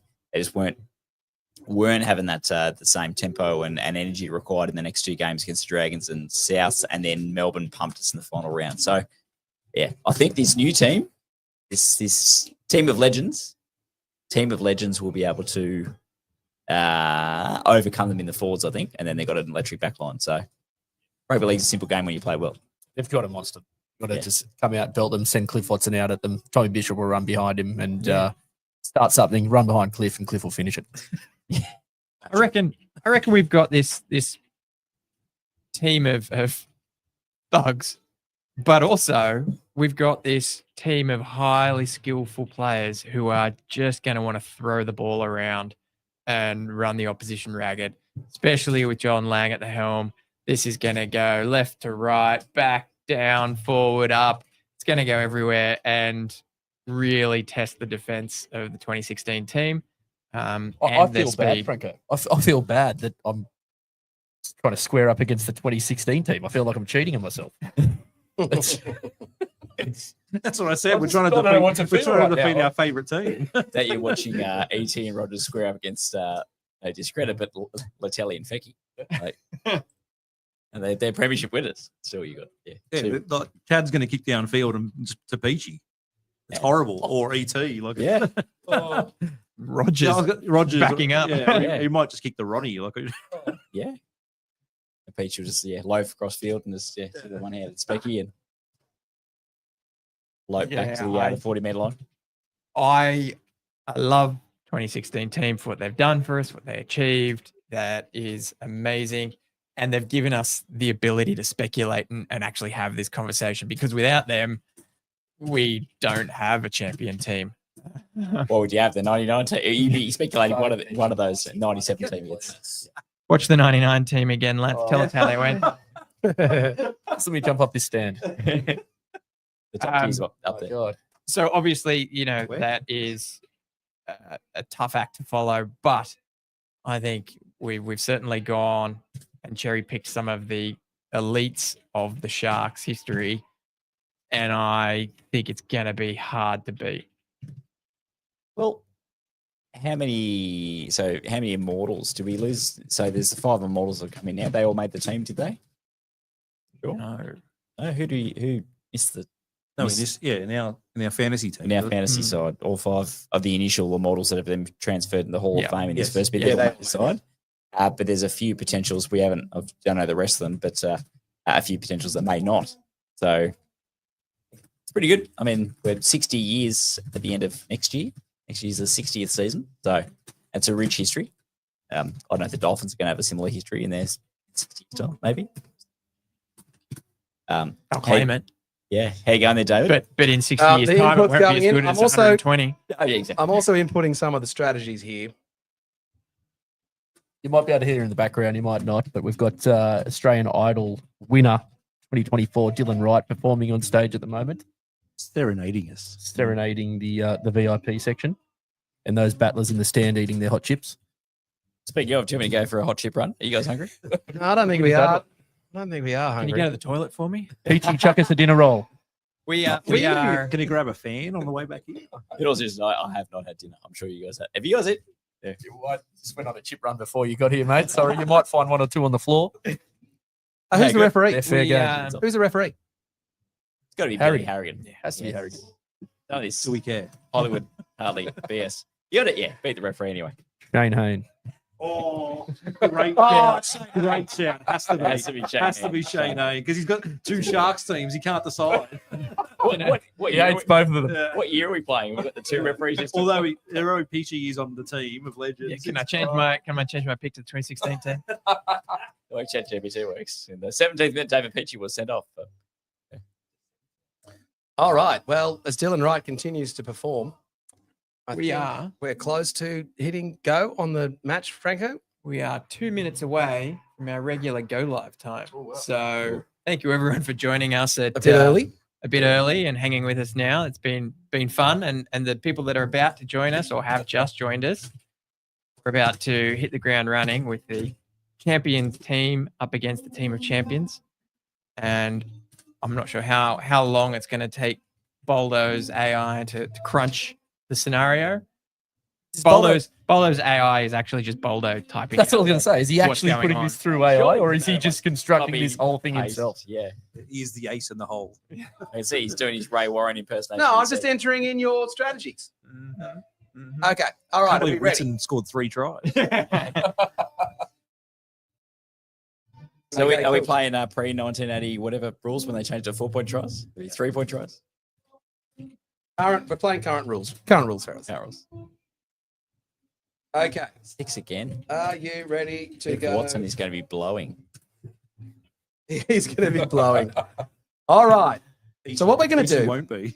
What we're going to do is I'm going to run this scenario of the team of champions against the Cronulla Sharks champion team. I'm going to get a full match synopsis, and then we're going to go from there. All right. Match synopsis. Are you ready? Always. For those playing home, yes, Lats was using a laptop as a fan. With some effect, I might add. Some sort of breeze, something. All right. As ChatGPT and my AI model runs this process, we witness Dylan Wright. All right. Let's get a predictions. Who's going to win, Matthew? Oh, I think. Well, actually, I think there might be an upset. I think the 2016 team. You look at the synergy, right? I mean, I don't know if ChatGPT processes that, but the synergy of that side playing together. We used only 20 odd players all year. They knew each other inside out. With this kind of putting guys from different eras in playing together, it might be a bit disjointed, like when you see Australia or New South Wales play. I think it'll be 2016 team winning by 18 points to 16. Okay. Franco, who's your pick? Yeah, let's go the team of champions. I reckon we're going to throw the ball around. I think we're going to... I like how you say we. Like, it's like you're playing against the 2016. I just played against myself. Like you're an actual thing. I've picked them. They're my team. Does he select the team? They're my team. We are going up against the powerhouse. We're the underdogs. We haven't got the silverware yet. We haven't had it for 50 years. We're about to go and get some and right the wrongs. Okay. Chris, your pick? Yeah, I'm going to stick with our 2016 team. I think just what Matty said, the gel, the thing that always sticks with me is defending that final try post siren that I never heard, and the drills they went through in that leading up to that, where they would just drop players off the field and they had down to I think 8 or 9 players on the field defending and scrambling. So I think whatever the Immortals throw at us, they can sort of handle. And Lewis, Fafita, Gallen, they can handle that. It's a great team, the grand final team. All right, so we got 2 for the 2016 team. Franco is voting. I know what's going to happen here. Do we not throw a punch and take someone out of the game? And no, because we're under current rules. Well, he can throw a punch and see you later for 10 minutes. 10 minutes, yeah. Take someone out of the game and be gone for 10 minutes. Good, dude. Jeez, imagine seeing Gal and Cliff Watson go at it. Yeah, I think Gallen's going to worry if Birdie comes up against him. This is going to be good. All right, Lats, who are you picking? Can I just ask who the Team of Champions supplements coach is? It's not Stephen Dank, is it? It is Stephen Dank because they're Team of Champions. They're going to monster them in the forwards, and I think we're going to get up 19-18. I think that's not a factor at all. If you saw the start of the 2011 season, you'll know that Stephen Dank was not worth his whatever he was on. No, Team of Champions for me, mate. Although he did win some comps with Manly, and no one seems to question that. But anyway, half spot. All right. What's yours, David? You seem very you're distracted. I know you're tapping away. Well, we know if he Mitch Healy injured second minute. We know what the answer's going to be if he gives us his. So I think he needs to stay. All right. Okay. So as we see Dylan Wright in the background, and guys, we will interrupt this match overview as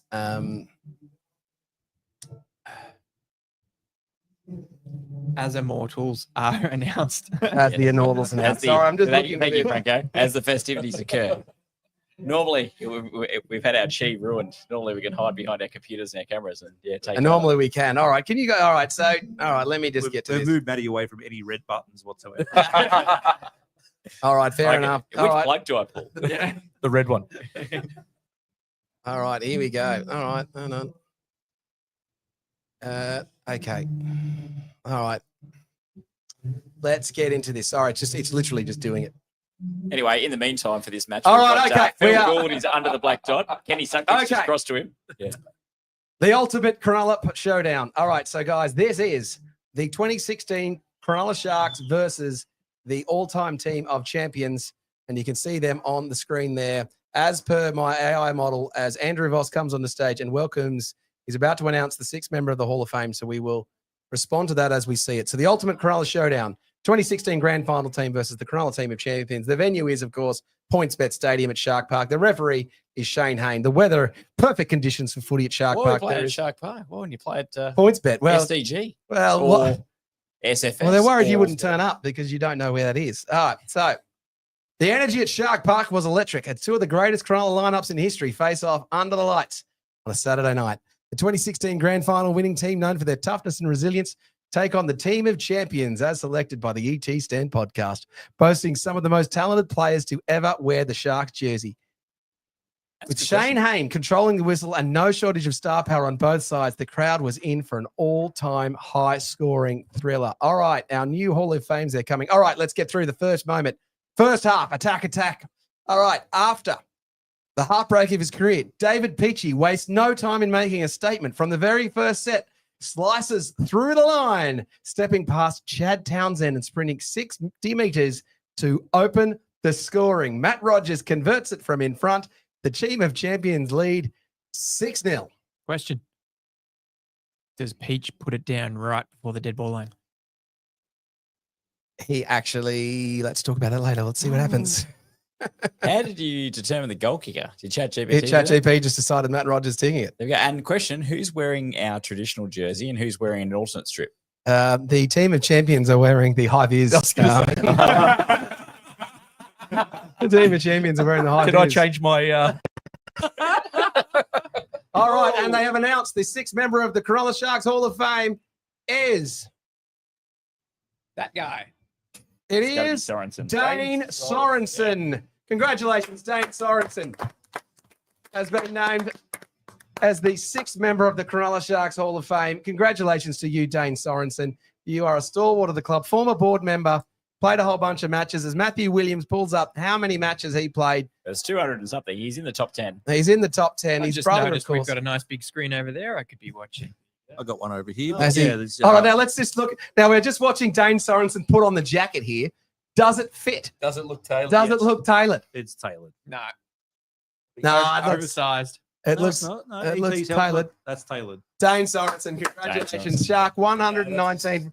Williams, what can you tell us about Dane Sorensen? Dane Sorensen, so 216 appearances. He had 16 tries. Surprisingly enough, goal kicker as well. 66 goals. Went to the Eastern Suburbs Roosters, Kelly's favourite team, in 1984. Second favourite. And then returned in 85 through to 89. You guys remember him from the 88-89 sides, but he was playing as early as the 70s, that being 1977. We did cover him as our number one Kiwi Shark in an earlier episode last year. Yeah, great player. Obviously, his brother Kurt played for them as well. Kurt did have a storied career with a lot of English clubs. A good interview with Andy Raymond with Kurt Sorensen, but Dane, stalwart for the club. I reckon one of our, or what's he? He's front row, isn't he? Front row for in the team of champions. He's been picked in the Dane Sorensen has been picked in the team of champions. This is true. He's also played internationally for New Zealand. He played quite a few matches. So it was 18 test matches and 8 World Cup matches as well, which is quite a few. Ruben Wiki's obviously far and away with up in the 40s and 50s, but Dane did play quite a few in an era where there weren't too many international matches played. Open the door. Yeah, Chris is going to stand up and open the door just now. So. Okay. We're sweating here, guys. Oh, we are sweating here. All right. Water while you're up there. It's 6-0 to the team of champions. 4 minutes in. Not to be outdone. As a pass from James Maloney explodes Ben Barber into action on the very next sex, taking an inside pass. He burns past Gavin Miller and Dane Sorensen, dummying past Peachy and diving over to even the score. Some Ben Barber magic. Maloney nails the conversion. It's 6-all. This is going to be a high-scoring affair. What minute is this? Fourth minute. Second. A minute each way. It scores straight away. No one's told ChatGPT that it is not the Xbox Rugby League game. Yeah. Okay, all right. ChatGPT doesn't know how to comment on defense. All right, 8th minute. Matt Pryor error. Oh, no. Do you have an error? Matt Pryor error. Okay, Tommy Bishop then orchestrating the attacks. The champions press forward after a smart offload from Greg Pearce. Steve Rogers slices through the defense, fending off Ennis to score near the posts. Matt Rogers converts his father's try. Oh, no, Steve Rogers, sorry. Converts his own try. They've changed kickers. I don't know why they've done that. Calf strain. But they've gone and changed kickers. So that makes it 12-6 to the champions as Andrew Voss. Did Steve use sand, or did he just put a divot in the ground and put the leather ball in? Oh, it has to be sand. It has to be sandcastle. Okay, now we're just watching the Hall of Fame here with Andrew Voss announcing it is Yvonne Sampson and Andrew Ettinghausen welcoming guests up onto stage. It's just our current immortal. So So Gavin Miller is joining Andrew Ettinghausen on stage. So they're going 1 for 1. So we're at half. One for one. Yeah. 1 for 1. All right, so the 7th immortal as the team of champions is 12, beating the 2016. 2016. Perhaps Matty held it on his toe for Steve. Maybe. All right. Okay, we'll do the next try. A particular match at Shark Park, early 2000, I think, 28-2. Howling. Actually, I think Craig Fitzgibbon scored the 82 points for the Roosters that night, and Matty Rogers, I can't remember who it was having to have the ball held for him while he was taking kicks. All right. Back come the 2016 Premiers. A strong set from dummy half from Michael Ennis, who fires a bullet pass to Luke Lewis, who powers through the lackluster defensive interchange player who's come on a little bit early. Sia Sifatalakai has missed a tackle. Who's replaced Mitch Healy at 5 to bring the game level. Again, conversion. Maloney converts. It is 12 all. Was it not a double movement? No double movement. Is anyone going to score back-to-back in this? I'm not sure how this is going to happen. I think it's possible. Okay, it is 12 all. Oh, as the 7th man to enter the Hall of Fame. And they're, of course, showing the try from the 1996 semi-final against the Brisbane Broncos. David Peachey joins the Hall of Fame. The highlights. Oh, Peachey. On half. Oh, here we go. Here comes a try on the dead ball line. Ready? No, not that one. It's not that one. Not that one. On half. Oh, the Peach. How good was the Peach? On half time. The Peach. As the Peach goes up on stage. Steals it off Minicello. Steals it off Minicello. He's going to win this game for us. Yeah, so that was the classic 2006 win, I think, 26-12. The Peach into the Hall of Fame. His jacket seems to fit too. He's hugging Andrew Ettinghausen on the stage. Congratulations by the great Gavin Miller. Yeah, there's a man who university loves. He is tall, Peach, isn't he? From Dub Vegas, 232 matches, 110 tries. We won't mention the 25 matches he played for South Sydney in 06 and Definitely 07, don't do that. And the try he scored against us. But yeah, favourite Peachy moment? I think my favourite moment of him was a hat-trick against Newcastle here in 2001. Including an intercept against Robert Davis, which I think was the first time where he almost ran. Deep in the night. No, not that one. That was 2002. But that's another good one. That was off a grubber. We got 2 tries in that one. But guys, obviously there's the scrum. There's so many. I'm always a big fan of the perception of the Sharks and Sharks players outside of the Sharks inner circle. And Peach was one of those players that had fans in the commentary team. Phil Gould loved him. Rabs loved him. And they were always waxing lyrical about how much they enjoyed watching him play. And that always rings well with me as a Sharks fan, hearing someone speak so well of the Sharks players. So awesome player, and really sad to see him leave for the South. But he's, I would say, a Sharks player. Like, he still talks about his love of the club. So I think that's good there. That was a travesty loss. Well, he was also a massive fan of our sponsor, Miranda Hotel. He would often be seen up at Carmen's after a game. He's always very approachable. The Peach was always happy to have a chat. Yeah, well, awesome. As opposed to Greg Bird, who was associated with Fusions around about what time have you? 2. All right. Okay, as Peachy gives his acceptance speech, and congratulations again to you, David Peachy. Just a side point, just while we're on that, sorry to take back to what you're saying. I think Sharks fans were all a little bit insecure. I know I certainly am with the perception of the media, but that try. So he played one full Origin game. I know he played such a good try, the Super League try series, but he played that one game in 2000. Absolutely tragic. He didn't play more, but that winning try he scored, there was sheer emotion from I think that most of the commentary team, Sterlo and Raps and Gus and the like, for how good a moment that was, how deserving it was. He hadn't had a great game. He dropped a few high balls that one. And unfortunately, he was injured and didn't play any further part in Origin. But him and Lockyer for a long time, maybe it was my Sharks-coloured glasses, were the 2 premier fullbacks. They certainly were. Robbie Ross he was getting all the rep jerseys, but I love the Peach. Just some of those catches, and just the way he's just so athletic. He's apparently a nightmare to play against in basketball as well. Yeah, he's up there with everyone's favourite all-time Shark, isn't he, Chris? We all remember the peak of his powers in the late 90s, the early 2000s, but there was a a section there in 2004, 2005 where he'd sort of had a few injuries, and they brought up stats where he was like, we'd win 30% of the games without him, and with him we'd win 65% of the time. Yeah. He was a massive part of that team. Yeah, he was. Like, if he wasn't playing, we're in trouble. Like, we were in big trouble. He's If leadership. he's out, like, it was just. But my favourite one's still the bounce against the run of play down here. Oh, the 60 metres down the other end. It's against just- Newcastle, right at half time. just, Who kicked that chip, David Boldo? Sorry, I was looking ahead. His favourite Newcastle night. And the Matthew Johns did the Matthew chair. Johns, That's right. It was just right. over here too, wasn't it? It was. Okay, boys, let's get on to the. So it is 12-all after the 16th minute after Luke Lewis scored via a CSF Talakai missed tackle. Goodness me. Isn't that chat AI is pretty good. All right, 22nd minute. we get Talakai in there. We did.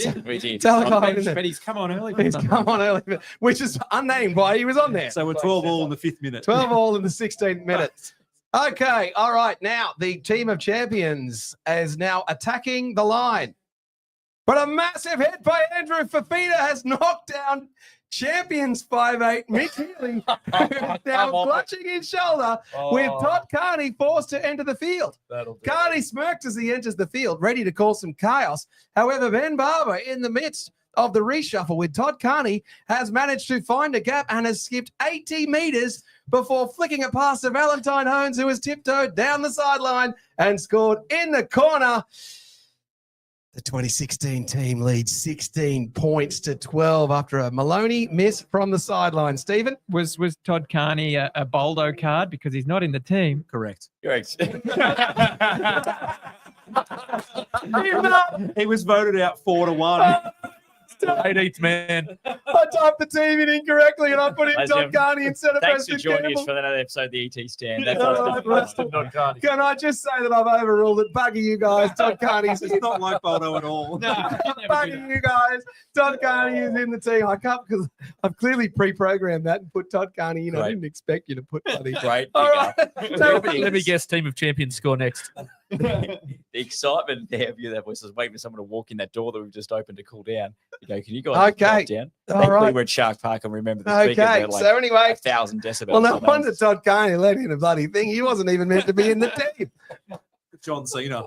Couldn't see him. All right. 2016 team leads 16 points to 12 as the Sharks are about to announce their next Hall of Fame inductee. They missed the kick. Yeah, they missed the kick. The lady missed it.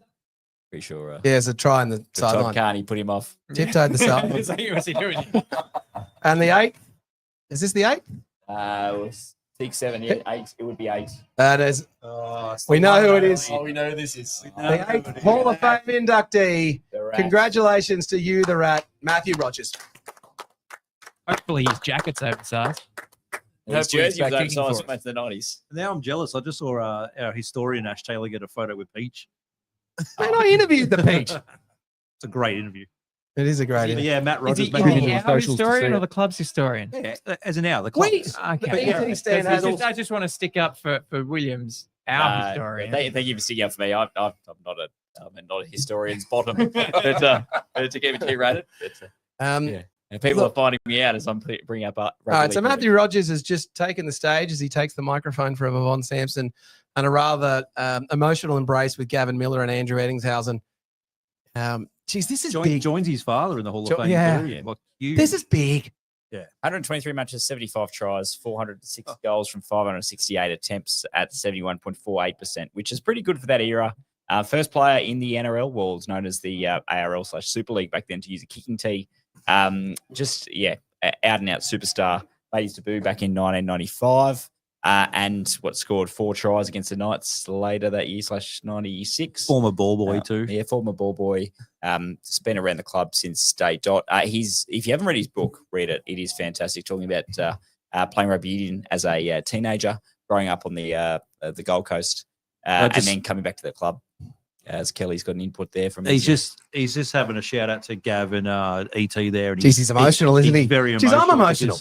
He was quite a young guy coming through with ET at the time, but he's really feeling it. He's really appreciative of Shark 301. He's as he corrects a lot of people, because a lot of people remember his time in rugby union and his time for the Titans more recently, obviously over his time as a Shark, and he's lives on the Gold Coast these days, but says, look, I'm a Shark first and foremost. I am and always will be. And his story, I'm not sure if you guys are aware, I think I've spoken about it in one of our classic Cronulla Chronicles episodes, about why he left the club. Obviously, his mother died in 2001. He had a bit of a fractured relationship with his father at the time because his father was the CEO or the general manager then CEO of the club, always asking for do things.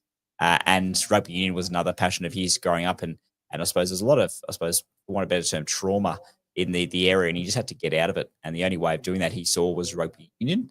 He had a chat with the incoming coach, Chris Anderson, and said, and he'd been at John Lang for years going, I've got to come off the wing. I've got to play further infield. All his juniors, he played, I think, inside centre for rugby union, which is a 5'8" equivalent. And John Lang's response the entire way was, you're the world's best winger. Why would I move you?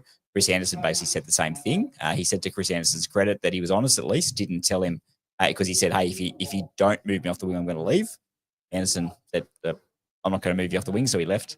And then it was years later while he was playing for the Titans against Souths, and John Lang was the Souths coach, came into the dressing sheds and said, I should have moved you years ago. And Rogers said he was just furious. He's like, pardon the French, I would never leave Cronulla. I would never have left Cronulla if that was the case. So sorry to bring up a bad memory, I suppose, on that, but he obviously went on to bigger and better things with the Wallabies and the Waratahs, and then the Titans. And who knows what might have been, but also too, the fact that we did have him during that period, obviously so many highlights, great. And now he's been recognised for the club. So yeah. It was one of those times as well where it didn't really happen, and it was such a raw and annoying moment for all us fans, because he was the poster boy of the club at the time and just went, I'm going to go to Union as a bit of a fight with that and go. And we're like, mate, you just played a World Cup. You just won a World Cup. Like, you're representing Queensland. You won a game for Queensland 8-0, the only point scorer in the whole game. Yeah. Like, it was like, like Nico right now going, you know what, I'm going to go to Union. Like, you'd be like, hang on, like, I'm supposed to be here. Like, unfinished business. Yeah. The way it came out, it's back at the Sunday Telegraph or the Sun Herald or whatever. It was Takiri and also Wendell went, and then Rogers went, but it was far out. And that was around the same time too. I think within a week, Adam Dykes announced he was going to the I just heard. What are you doing to this, me? I love that 2001 team. Yeah. All right. Well, congratulations to you, Matthew Rogers. But to Matt Rogers' credit, so he had a pre-season shoulder injury. I think it was a World Cup injury. It looked like he was going to be gone for all of the 2001 season. And he comes back at the end. Played against the Knights here, had a cracking game, and then scored a try in the prelim final against Newcastle. Sharks are looking good at the end once Matt Rogers came back. We were just unlucky. That bloody penalty. I always talk about that. All right, let's get back to the match. All right, so it is.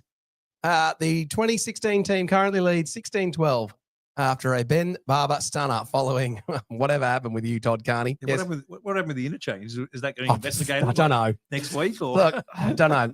All right. TBA came into play. Okay, on to the next.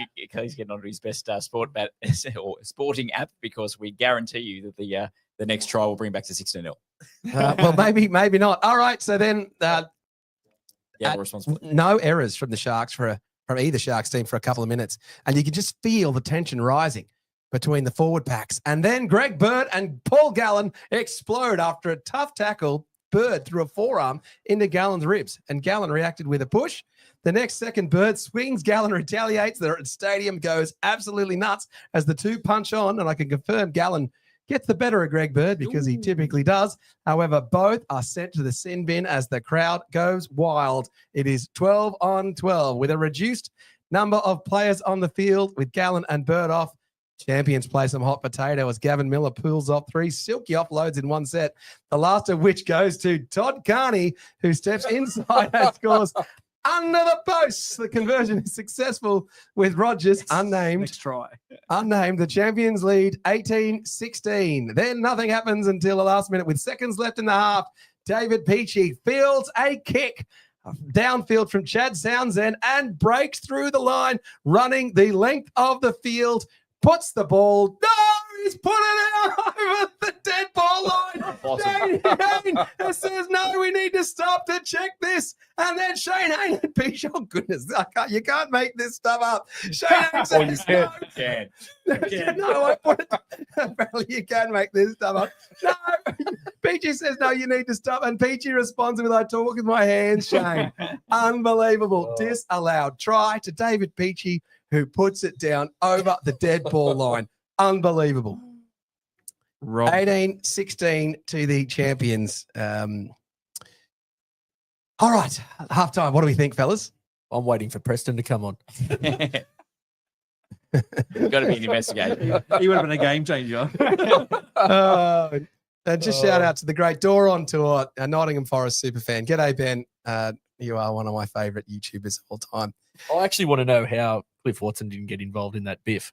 Well, he didn't seem to get a mention. All right. He must have been on the bench in this. I think maybe Carney was on for him. This Okay. mythical interchange. Well, there's no mention of the interchanges in this. They just seem to be like all of 17 players on at the same time. All right. So As a live update, Matty Rogers is still on the stage, obviously expressing his gratitude. So hopefully Sharks social media have something out soon because there's some pretty good interviews here.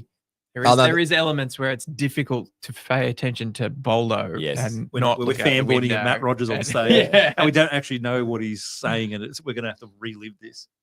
Well, the Shark socials are certainly going to take care of that for us. We can do our best. Well, look, Actually, as a side point, favourite rat try. Like, I think mine, the same game where Peachy gets that on half time from Matt Johnson's chip, takes it, runs 60 metres later. In the second half was where I'm pretty sure Rat kind of grabbed it to himself, ran out of the field play, picked it up, and then ran about 80 metres to score. In amongst scoring, I think 3 tries. Got 26 points that night, and he took a penalty goal shot from about 45 metres out in an attempt to beat his dad's record and didn't get it. And it was a Friday night match that I really wanted to go to, and decided I think last second weather and getting here was a bit. I'm going to stay away. And he goes and pumps out 26 points on his own. And I was watching on TV going, damn it, I could have been here. Like, Most heartbreaking. That's probably my favourite one. Most heartbreaking one for me, and I've experienced this many times over the last 12 months, was Matty going down injured in the 99 final against the Dragons. For those who are not aware, we knew where the game was headed after that. Has watched the 99 prelims 3 times. all right. As we wait, the next inductee, Andrew Voss, is just getting up to the stage. And they're trying to send Matt's got off the stage and Shaking hands and his wife, but he's got to go over and get his photo. Oh, I think we know who this is. Cornerstone of the Sharks forward pack late 90s was what Bossy just said. So.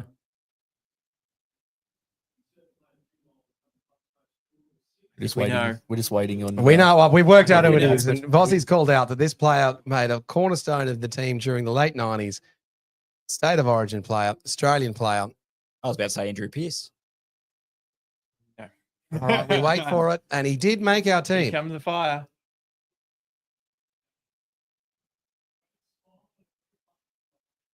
As we have awkward silence. We do have awkward silence. We're all just sitting here waiting. Come on, Bossy, spit it out.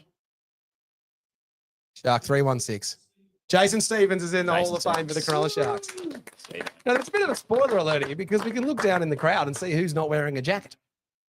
Showing some coverage of Jason Stevens scoring a try against the Roosters in 2000. I bet they play a Bulldogs one.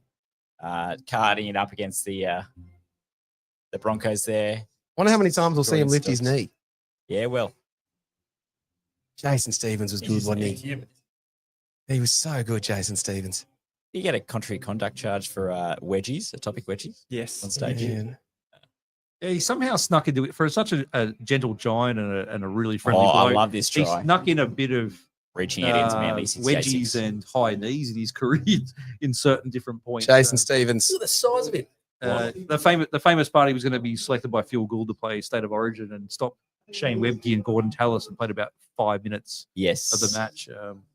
Remember that show, was it The Fat on ABC? Became 110% Tony Squires. Paul Stevens front up for that the following night after that Origin match was just copying no end of poo from everyone.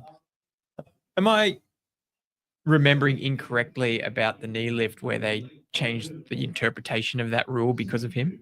Yeah, that is it what was, happened. it was him and who was the other guy that played for the Dragons? Craig, and then later the Knights. Brent Kite. Brent Kite was good at it. Brent Kite's still fixing his collar, Chris. Yeah, it was a Kiwi bloke. Craig something. Yeah, same thing. They're both lifting the knees, and they changed the interpretation because it's one of the ways that he got by. But a Super League signing was Jason Stevens coming across 1997. 1997. Was a Dragons player, former Dragons player. Yeah. Interesting too that he had quite he was part of a favourite or famous Shark Park moment. You guys may remember it. I've heard of it and maybe seen it involving Les Davidson. Craig Smith. Have a Craig fight. Smith, yeah, throwing a left hook and a right hook, resulting in a red V wearing Jason Stevens being rather ginger and Davidson being sent off, I believe. But here he is, joined the club a few years later, Sharks legend. One of the best props of the late 90s. Him and Shane Webke were the other two Australian props for a long period of time. Just getting his stats up now. So we got 4 in, we got 2 to go. All right, as Jason Stephen reads it out, let's hit in the second half, lads. Just getting some quick stats on the All Stevens. 167 matches for the Sharks, 10 tries. He played for Australia 18 times from 98 to 01. He's good. That's obviously a World Cup in there, but 18 times, 8 matches for New South Wales, 99 to 04. He played for City 3 times, and he played 4 matches in Super League as well. So, How many reserve grade games did he play, Matthew? I'm not sure. Probably not many. And as Lats and I can attest, a great Christian. Yeah. What a And a legend. good firm handshake. Yeah. Great handshake. All right. On the Esplanade. Okay, let's get into it. All right, let me do this damn second half. All right, it's I don't know if the people are here for that. I'm here for this. well, we got to fill in the gap. We saw that awkward silence seemed like yeah, we do have to fill in the gap. All right, It's the grand finalist team to score. It's 18-16 to the team of champions. All right, fresh off the break, Todd Carney takes control, launching a spiral pass across the field with Ronaldo Mulatalo outpacing Valentine Holmes for a spectacular try. Oh. And then one of the Rogers converts with the champions, the team of Back-to-back tries. champions leading 24 points to 16. Oh, what a lead. The pressure is on. Who is going to respond for the Golden 2016 grand final team? And it is none other than the beast, Andrew Fafita, rips through the defense, carrying the likes of Cliff Watson, Dane Sorensen, Gavin Miller. What? And Todd Carney. And Todd Carney over the try line in a Preston try. shouting to the sideline. Reminisce of the 2016 grand final. Maloney converts. The team of champions are leading 24 points to 22. All right, as the match continues, it is penalty. High tackle on Talakai. Of course, they're taking the 2 to come back to make it 24 all. Uh, How far It's on the champions team.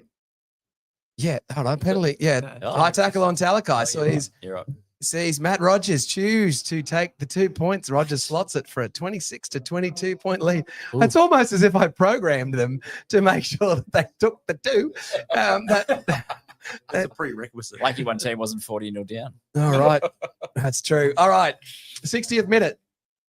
From short range, Wade Graham runs a perfect inside, smashing through the defense of a tiring Blake Brayley to score. Maloney nails the conversion. Oh, up by 2. The grand final team now leads 28 points to 26. Is Gallon Birdie back on the field yet? Yeah, they are back on the field. Back on the field. All right. I suspect both of these teams will be really good defensively, but it seems to be the other way. Well, Or they just that good I was in waiting attack? I was waiting for an 8-6 scoreline. Okay, off the kickoff. A quality set from the team of champions as they go coast to coast with Todd Carney chipping over the top, Peachy regathering, and then linking with the great Matt Rogers, who sprints 50 meters to then score under the posts. Rogers converts for the 32-28 lead on the 65th minute to the team of champions. Goodness me. You reckon ChatGPT is influenced by college football? They'll finish like 46, 45 or something. I mean, we'll consider this the highlights, right? You don't see much defense in highlights. True. So, Yeah, that's true. You don't see No big hits. highlights. Okay. So the team of champions lead 32 points to 28 as pressure mounts. How long to go? 15 minutes to go, Matthew. Right. 15 minutes to go. That's if it doesn't go to extra time. 15 minutes to go. 2 Hall of Fame Press the inductees to camera, go as pop up the winner. Jason Stephen continues to talk as the pressure mounts. The penalty in front of the posts. Paul Gallen looks to the sideline, and who's that on the sideline? David Bolderman. No, it's not David Bolderman. It's Nathan Gardner's telling him to play on. And so Paul Gallen says, no, I'm not taking the 2. Goes for the try. Oh, no, he's been stuffed. Oh, Gallen drops it. No, what are we doing? Nothing. As it remains 32 points to 28 for the team of champions. What was the infringement? I can't remember. I moved on. Franco, you're hosting the debrief. Can you tell me what It happened? was like one of those 6 to goes, and it just wasn't there. All I right. think Preston ran out. 5 minutes to go with the clock really winding down. Cody What Rogers. will the grand final Sharks do? Or they're going to throw it to Ben Barber, who creates something out of nothing, steps around 3 defenders, offloads to Michael Ennis, who runs out of puff, throws it to Valentine Holmes, who then recovers a pass that puts the ground and throws it to Ennis, who dives. Oh, he scores. Ennis gets the try. Maloney converts 34-32 to the 2016 Cronulla Sharks. 2 minutes to go. 2 minutes to go. Do we want to stop there? What do we think of the match so far, lads? I was pretty impressed that Ennis ran out of puff, fell over, but still was able to get up, back up Valentine Holmes and score the try. That was a very good put play. in the chat GBZ how big a field is. That's going to get a lot of replay on the highlights reel, I tell you what. Okay. All right. So it is 34-32 with the 2016 Sharks in the lead with 2 minutes left. What's the status on Mitch Healy? How's he going? I don't know. Mitch Healy. He's got ice on it. I don't know. All I know is that Todd Rush Carney's down to Andrew Voss on the sideline. Mitch Healy won't be back. Okay. Preston run out to get him some ice. I don't know. Guys, get in your comments. Is this working or am I just an absolute idiot? Or all the above. Okay. All right. 3 minutes to go. All right, Sorry, Jason but I Stevens. believe Jason Stevens gave a shout out to Ash Taylor in the selection process. Did he? The selection process. Interesting. Okay, Jason Stevens shaking the hands. As the director. There's not much highlight in that. Actor, writer, director as well. Okay. Got a second career. Von Sampson is now up to induct the 10th member of the Cronulla Sharks Hall of Fame. As we wait and see. Just and while pray we're to Brett. waiting, really good interview between Jason Stevens and I think it was Devon Kemp, bloke in the bar, talking about his upbringing and the trouble. He's been through a lot of, I suppose, trauma or trouble, heartache. His sister got hit by a car while they were growing up. Obviously, had a close relationship with his brother and his sister is in attendance and family tonight, so we're seeing them come in as well. Yeah, so and obviously a lot of success away from football. And then, he talks a lot in that interview about the footy show period back in the early 2000s, which kind of opened the door for media, even though he was the butt of all the jokes with Matthew Johns. Interesting story. Yeah, in a time where it was early 2000s that he brought out his own book about celibacy and going with the Christian, he really stood to it. So as our last announcement. No, second last. The second last announcement is Paul Gallen. Oh, Yeah. Paul Gallen. Captain of the Premiership winning team. Highest cap shark. Well, is he? Andrew Ettinghausen's played more games that are considered first grade top flight games. Possible captain of the team. Matty, there's a jersey 22 that beats Gal the scored a try. team of champions. Yeah, I missed that one, but I'll have to look that up. It was obviously a late inclusion. Just to confirm what we've been doing with our game, there's not a lot of defense in these highlights that we're seeing. Yeah, lots of tries. Oh, he did score. He's quite the a only few guy tries. standing up there holding the trophy as part of his inductee photo. So far 339. And Boldo was very happy to chat to Boldo. Paul Gallen. Yeah, he's happy to have a chat. Very happy. That's good. He's a good guy, Paul Gallen. So the jersey number 22. I'm not sure what the go behind that was. The reason why. Did you guys get to the conclusion? I think I wasn't on that episode when you were talking about why ET was more. Did you have a look why? Oh yeah, no, we know why. Why was that? Because ET played in Panasonic Cup and Midweek Cup Challenge matches. I think you may find on Rugby League Project the World Club Challenge was included there too. There was and World Club Challenge number of matches. games. So if you're talking about pure NRL, let's call it first team NRL football. Then Gallen's got him. But if it's matches that are considered first grade. And Gallen's figure varies by one depending on what source you look at, because where they count the World Club Challenge against Wigan as a match or not. It's kind of like James Graham when he's got like 500 first grade games, but like what are considered matches and what aren't. The same weekend that Graham made 400 matches, I think, was the same weekend that Cameron Smith made 400 matches, and there was, I think, maybe it was Graham getting 450 or something silly. Yeah, and there was no acknowledgement for him yet, and it was a milestone because they had his wife there, and I'm pretty sure whoever Todd Greenberg or whatever was there gave him flowers, I think. But then there was the controversy about was it Cameron Smith's wife getting a ring or something? The diamond. Anyway, that's a side point. We're talking about Paul Gallen here. Gallen played every position, every position except in the halves. And Played 5'8". He played 5'8". He didn't play halfback, but no, because Greg Bird played halfback in the covered all those. Covered all those. But number 22 coming in. That's a good bit of trivia there. He also scored the opening try in the 74-4 loss. So there's a bit of trivia for you. And he did. Yeah. Parramatta Eels They Junior. didn't take the two, so Well, they missed the conversion. Scored a didn't they? try for Australia in the 100th anniversary. Yeah, test. the SCG. SCG. The G. And That's had- the Greg Inglis. That's the one. Also kicked the goal in City Country. He did kick the goal in City Country. It was 2019, what his final season was, a bit of the Paul Gallen tour of kicking goals. Yeah. Kicking goals at Suncorp, kicking the a field goal at Leichhardt. Leichhardt. Which was in our last year's highlights I think one package. of my favourite tries for him was in a loss in 2005 where we were down 22-0 against the Eels. It was kind of a top of the table clash. I think Tim Smith was carving us up. We came back to 22-16. He scored the try that made it 22-16. He scored, it was about a 60-metre effort. Limp Bizkit Rolling was playing. I think that played every time that he scored. Rolling. Bring it back to the year, and then Parramatta ran away with it. But he had a turn of speed. And if you look at what Billy Slater's debut in 03, and you guys may have been mentioning it as a bit of a spoiler alert for when you talk about your Ryan Hoffman chat, listening to that, Paul Gallen actually ran down Billy Slater in that match. Slater did score in the corner, but Gallen covered more ground coming in on the angle. So had some speed. No, my favourite's definitely down in Canberra, the Hughes to Gallen inside play. Oh, scored the try right next to the post to get us the win. 2009. Well, and also just the One of funny the best. story of I that don't think Corey Hughes did. of the move with Paul Gallen and Chad Townsend with Ben Barber on the try line, of course, as well. So that also works. Chad wasn't in on it. Not many were. No, it certainly didn't know. All right, Lats, have you got a favourite Paul Gallen memory? One for Air? Down at Fusion one night. Mate, I was lucky enough to get to the second game of Origin where we sealed the series, which was awesome to see. Didn't get to see Lift the Shield as that was up in Queensland, I believe, but that was awesome. Awesome. Yeah. All right. Paul Gallen, absolute legend. All right.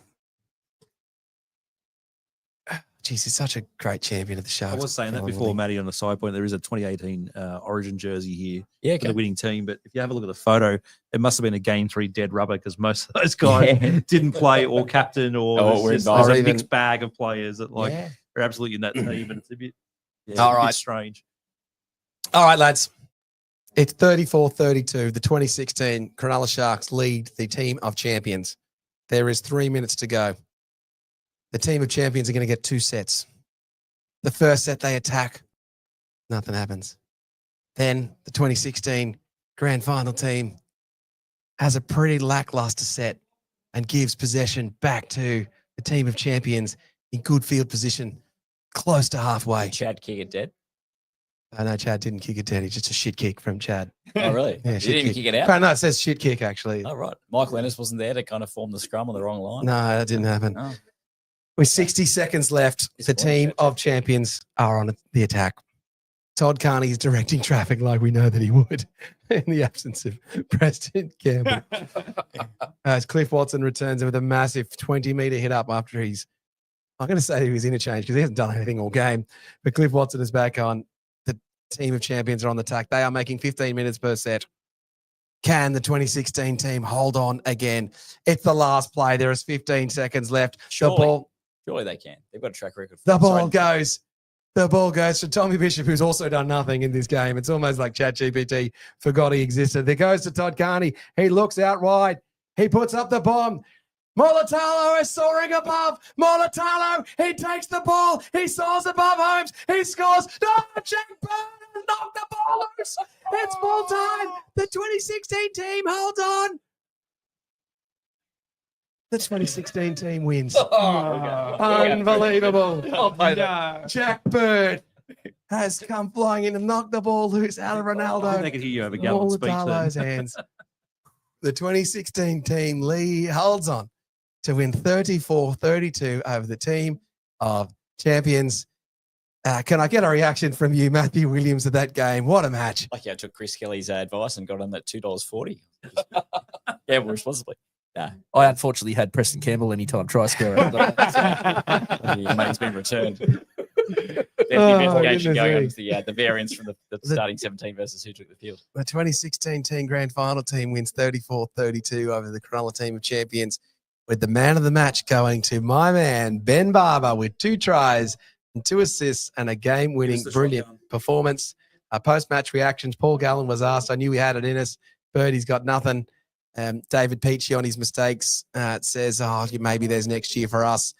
And Todd Carney, well, he was just glad he's just bummed that he couldn't ice it at the end. In terms of final thoughts, Franco, can I get a reaction from you on the 2016 team being successful? I may have been distracted by the Hall of Fame presentation that was going on. Never mind the 100 decibels coming from right there. Yeah, I have a feeling there might have been a glitch in the matrix at some point where the team of champions were in front by 10, and then were suddenly not in front. Can we have a review of the score? We might need to go back and review that or have a re-listen. But if I said we were robbed, No, because Ben Barber scored in the 75th minute. I'm just saying. What was Ben Barber doing playing after what unfolded after the grand final? Well, he's the 2016 team. It's a 2016 team, so they played it straight the next day. Who was the night?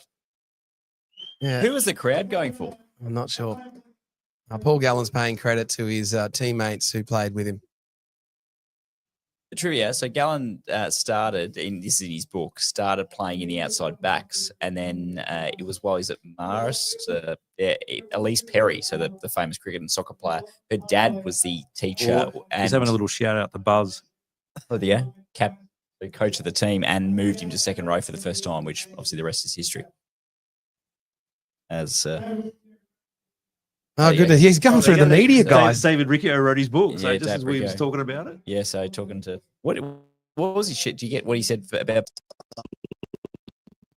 Buzz about winning the comp, I think. Yeah, right. Fair enough. All right, boys, there is one position left in the Hall of Fame as we watch Paul Gallen's the ending parts of his speech. Where are we at? Yeah, well, I think they've done it in order. The player numbers, haven't they? So, what? Paul Gallen is Shark 330. Nine. It's on there. Oh, yeah, you can see it up there. Yeah. I'm trying to look 330 Sorry. there. Yeah, 339. Brad Shark 339. So it is someone after him. Got to be from the, let's go say 2005 team, 2016 team. Is it in order? No, it is in order. It is. Paul Gallen debuted in what year, Matthew? 2001? 2001 against Parramatta. Yeah. It's in order. So therefore, I think it's in order. I think I know who's next, but that's because I might have seen the flags. He must have been dressed up, got the team list. ChatGPT told him it's Todd Carney. So I can confirm that it's not Todd Carney. Oh, goodness me. Despite the fact that he didn't put it Preston Campbell. Interesting. Gal's not as emotional. I guess Gallen knows that he's going in, doesn't he? But there was always that question about whether he would enter. Yeah, I've listened to our chat and the other two Sharks podcast chats. Shout out to them. And there was a talk of will he or won't he? Like he's a hero. You're talking about Willie or won't he classic South Sydney Rabbitohs halfback from the mid 2000s, the greatest name in rugby league history. As I mentioned, I think it's without question that he belongs in the Sharks Hall of Fame. But as the inaugural Hall of Fame list is announced tonight, should be no rush to get him in my opinion. That was the argument. And I think listening to Dave Riccio on the Sharkcast interview with him, we was talking about, well, there may be a lot of guys from the past, not recent, like talking, I was thinking maybe Ron Turner or you were saying Ken Madison, other guys early on that you're trying to acknowledge, okay, cool. We haven't made the club themselves have acknowledged we haven't made a good job of this over the last 56, 57 years, 8 years now. Let's induct the guys back from the 70s. It should have been. Well, that's always the argument just with the NRL immortal list, isn't it? Because they want guys like Lockyer and Smith and Slater, and we're obviously going to go in at some point, but whether it's too recency bias to chuck him straight in, because like I said, we might know the result of the next person that's in, and we had a few obviously differing opinions of who's going to go in, but there was a criteria set, and there's no reason why they're not going to go in down the track. Yeah. I think in regards to emotion too, David, is Gal's still in and around the game very heavily. He hasn't had a lot of career reflection, I guess. He hasn't had to be away from the game. He's, he's had his boxing. He's had a lot of things to deal with. Media commitments, and all that sort of thing. So he's heavily around the game. He's always around the Sharks. And I guess in years to come, I think it would have been a lot more emotional experience for him. Yeah, I think it's also emotional because a lot of these players have retired from football for a long time and they're out of the limelight. And so this is a big moment for them, being back in the limelight and being front and center. Of all of the players I interviewed on the red carpet, I'd say Gavin Miller was probably the most pleased to chat to me and just be remembered and, have the host of a podcast talking about, great Gavin Miller memories. It's got to be pretty cool for him. So, I was even going to say Barry Russell was probably the next one who was most excited to chat to you because, like, being remembered. Like, it's one of our childhood sort of heroes. He's and so like, good, Barry Russell. He's so good, and he was he got so a lot of stick for doing something that would have saved us the premiership. Yeah, well, with the handling of that.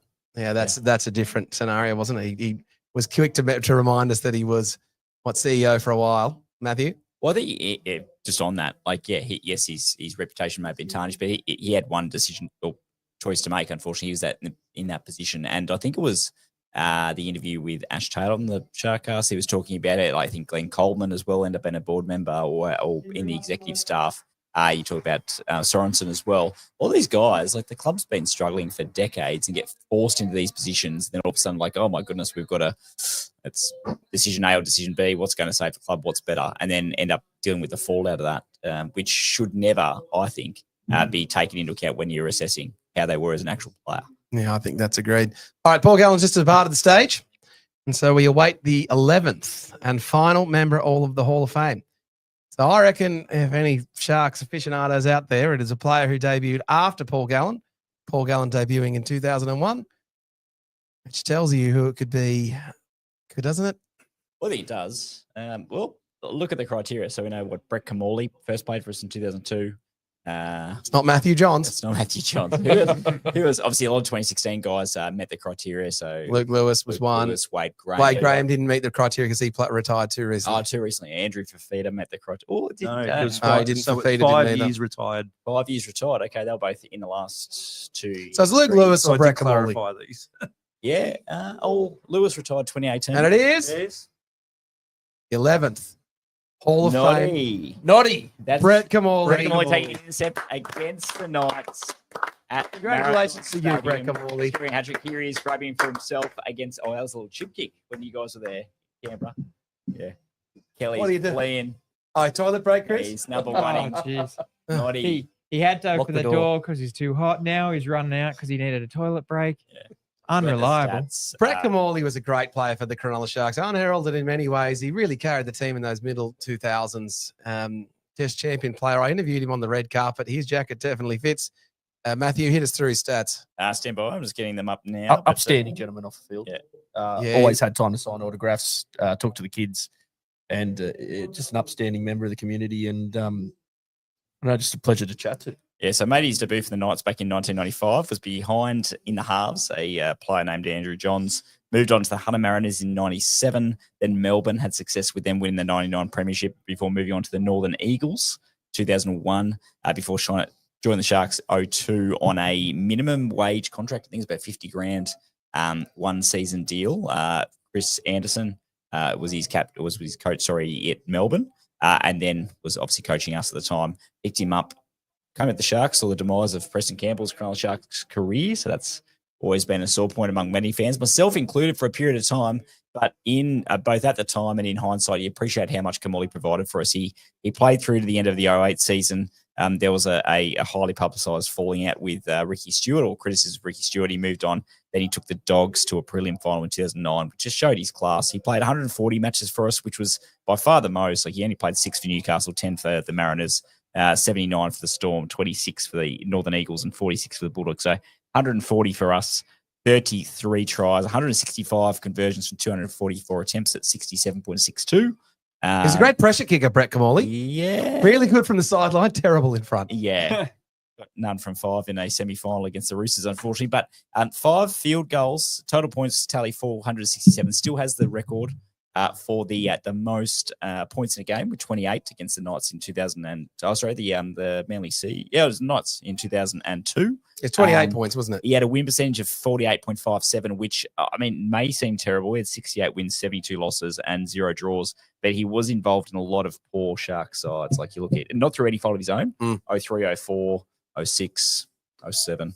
Chris Kelly's inside ball. And he also sacrificed a testicle for the club. Yes, against the Broncos here. Yeah. Absolutely. All right, well, Putting congratulations. your body on the line. I guess also he was in and around the club quite extensively post his playing career, which was always good to see players put back into the club. Bit of another sore point, as everyone is aware, us not getting the NRLW team in the inaugural season. He was earmarked to be their coach for that one, and unfortunately, off the back of that not occurring, he ended up leaving to go and be an assistant coach elsewhere. He coached the Tigers women's side. Is he still the coach for them? I think he finished up this season, so he just did it this season. Yeah, and I think he was pretty much that was it. Yeah, always around the club. Still is with his kids. He's still a Shire resident, isn't he? Yeah, I believe so. Yeah, I can only assume so, but he certainly hasn't shied away from his love of the club, even though he has been a part of so many other teams. There was a little bit when he was at the Bulldogs there while Ricky Stewart was still our 2.0's in. coach. 2.0's just quickly come in. Hey, can you give us a quick rundown of the? Yeah, you had too many drinks. Should we not ask you? All right, 2.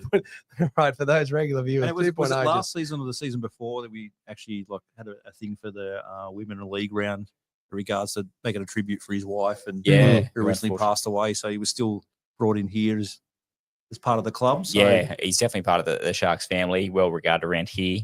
And famously played with a broken jaw as well against the Tigers here back in 2003, which saw him out for a couple of months. Had those Paul Bugger had those hamstring injuries that Francis spoke about on another episode.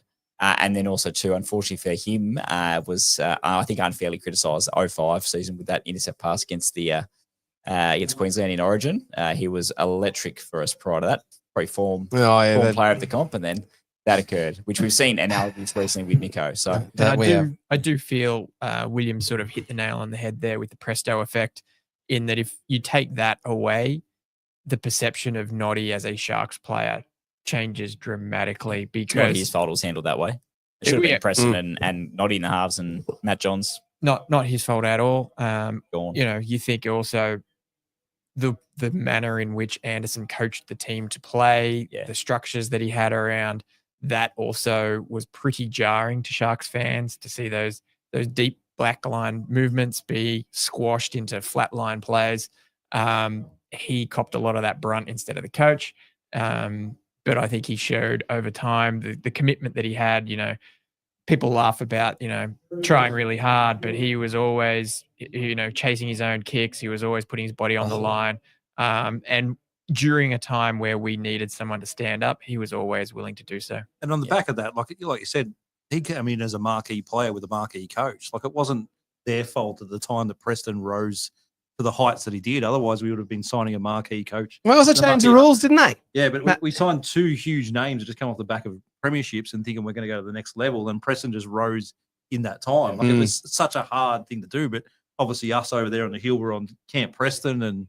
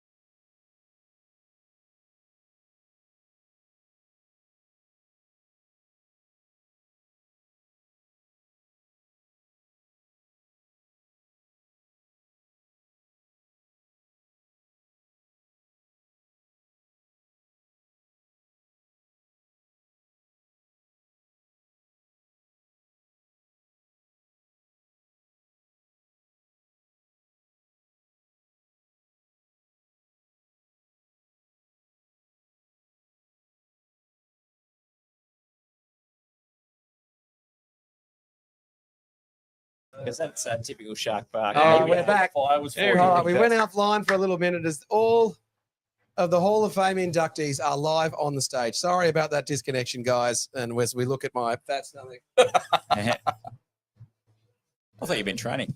Anyway, so there was the original Mate, I haven't five. been doing anything. Plus 6. So who were we? We had Here we go. Dane Sorensen. Dane Sorensen is the additional Dane Sorensen. The Peach. Steve Rogers. Oh, Sorry. There's the original 5 multiples. Steve Jason Stevens. Jason Matt Rogers. Matt Rogers, Jason Stevens, David Peachy, Dane Sorensen, Paul Paul Gallen. Gallen, and Brett Kamali were the new inductees. So good job, Sharks. Congratulations to the Sharks Hall of Fame inductees. Any closing comments from us, I suppose, given that What it's do we- been great fun. has been. Logistically, it's challenging with what Wollongong and myself in that North. Oh, it's an absolute damn nightmare. So keep an eye out for the Instagram channel and YouTube shorts. We're going to have a whole bunch of our stuff from the red carpet. It was a hell of a lot of fun. And we've had a terrific time bringing this show to you guys. I think we've gone 2.5 hours, a pretty mammoth amount of time. So congratulations to everyone Franco's involved. holding on. Franco, what do you got? So, for those of you who have not been able to drive by, it looks as though there's a big tarp over the wall at the front of the club, at the front of the ground, talking about the Hall of Fame. I imagine after tonight that tarp may drop and there could be some kind of mural or something to Oh, that's cool. show off the team. Only Oh, here we go. speculation. They're bringing around the banners. Dylan Dylan Wright singing. with some banners of the. I'd like to see them go up in a bigger size. You know, we've seen before around the club. No, they're going to other put them places. up. Yeah, but bigger ones, like big time. Hall of ones, Fame like, number you know. 1 as they march past us, Greg Pearce. Number 2, Tommy Bishop. Hall of Fame member number 3, the great Steve Rogers. Number 4, Gavin Miller. 5th inductee into the Cronulla Sharks Hall of Fame is Andrew Eddingshausen. Number 6, Dane Sorensen. Number 7, David Peachy. Number 8, Matthew Rogers. Number 9, Jason Stevens. Number 10 into the Hall of Fame was Premiership winning captain Paul Gallen. And then the last player to join them was cult hero in my mind, halfback of the mid-2000s, Brett Kamali. Congratulations, lads and fellas. And an emotional evening for Cronulla Does Sharks. Matt fans. Rogers go in the bathroom? All as Matt Rogers tries to sneak away to the bathroom. And he gets followed by the flag. All right, I think. All right. Any last thoughts, lads? Before this has been our longest ever show, other than that trial match that Franco debriefed on his own that went for 4 hours. Well, thank you everyone for joining us then, and thank you everyone for joining us now. I just want to know what our listeners think about us all in the room together doing a stream. Yeah, we always Or talk do they about doing prefer this. it as individual cameras at home. Yeah. No, it's good fun. If we could do it more regularly, that'd be fantastic. Obviously, some logistics in there with scattered to all corners of Sydney. Next time you can all come to my house. The metropolitan area. But yeah, no, it's Just been get fun. a corporate box for the year and do all their games from it like this. And good thing that David Bolderman and his tax man are bankrolling. And just bankrupt by my accountants. You can actually go on the Shark, like we said, the Shark socials have actually posted them all individually as the inductee. So awesome. but still there'll be more stuff on there too. All right, we'll keep an eye out for it. All right, Sharks fans, I think we're going to wrap that up there. Gentlemen, it's been a pleasure. I'm looking forward to the 2025 season. For a bunch of mates that just get together and just talk rubbish about football, we've certainly come a long way. And it's a lot of fun bringing this to you guys. If you have any suggestions for us this year and what you would like to see us do at the after matches, post matches, during matches, any of that sort of stuff, we're open to all ideas. If anyone wants to get involved and help us, we're always open to that too. Just a bunch of mates enjoying the football. For me, David Bolderman, I am the host of the Cronulla Sharks. ET, apparently I'm the creator. He's the creator. Apparently, according to the Sharks, I'm the creator. For The my architect. dear friends, Chris Kelly, Matt Williams, Scott Latino, Stephen Franklin. Can I just shout out, Boldo, what you're doing tomorrow Yeah. night? Oh, yeah, good idea. Yeah. God, no self-promotion whatsoever. Yeah, Diamond Dallas page would be so upset. Tomorrow night, I am hosting trivia down at the Sharks Cronulla Leagues Club. So if you want to get involved, and there's a question on what's the name? Penatani. There's a question on Carl Filega, and a question on who was the other one I was going to do a question on? I can't remember. Someone. Stapo. There's a question on Stapo. They're the three. They look out. See if you, and then there's also bonus points if you subscribe to the channel, which all of you will be. All right, that was the ET Stand podcast, gang. We will see you guys live in Las Vegas Franco will host the Tuesday night show next week. I'm going to say ciao for now. Go the Sharks. What a great night. We'll see you guys next time. For over 50 years, people have come to see the Sharks play. Talent, skill, speed, intelligence, elite level athleticism. That's not these guys. Biased, one-eyed, opinionated, more often wrong than right. They make up for their complete lack of talent with pure dribble, gibberish, and enthusiasm. This is the ET Stand Podcast.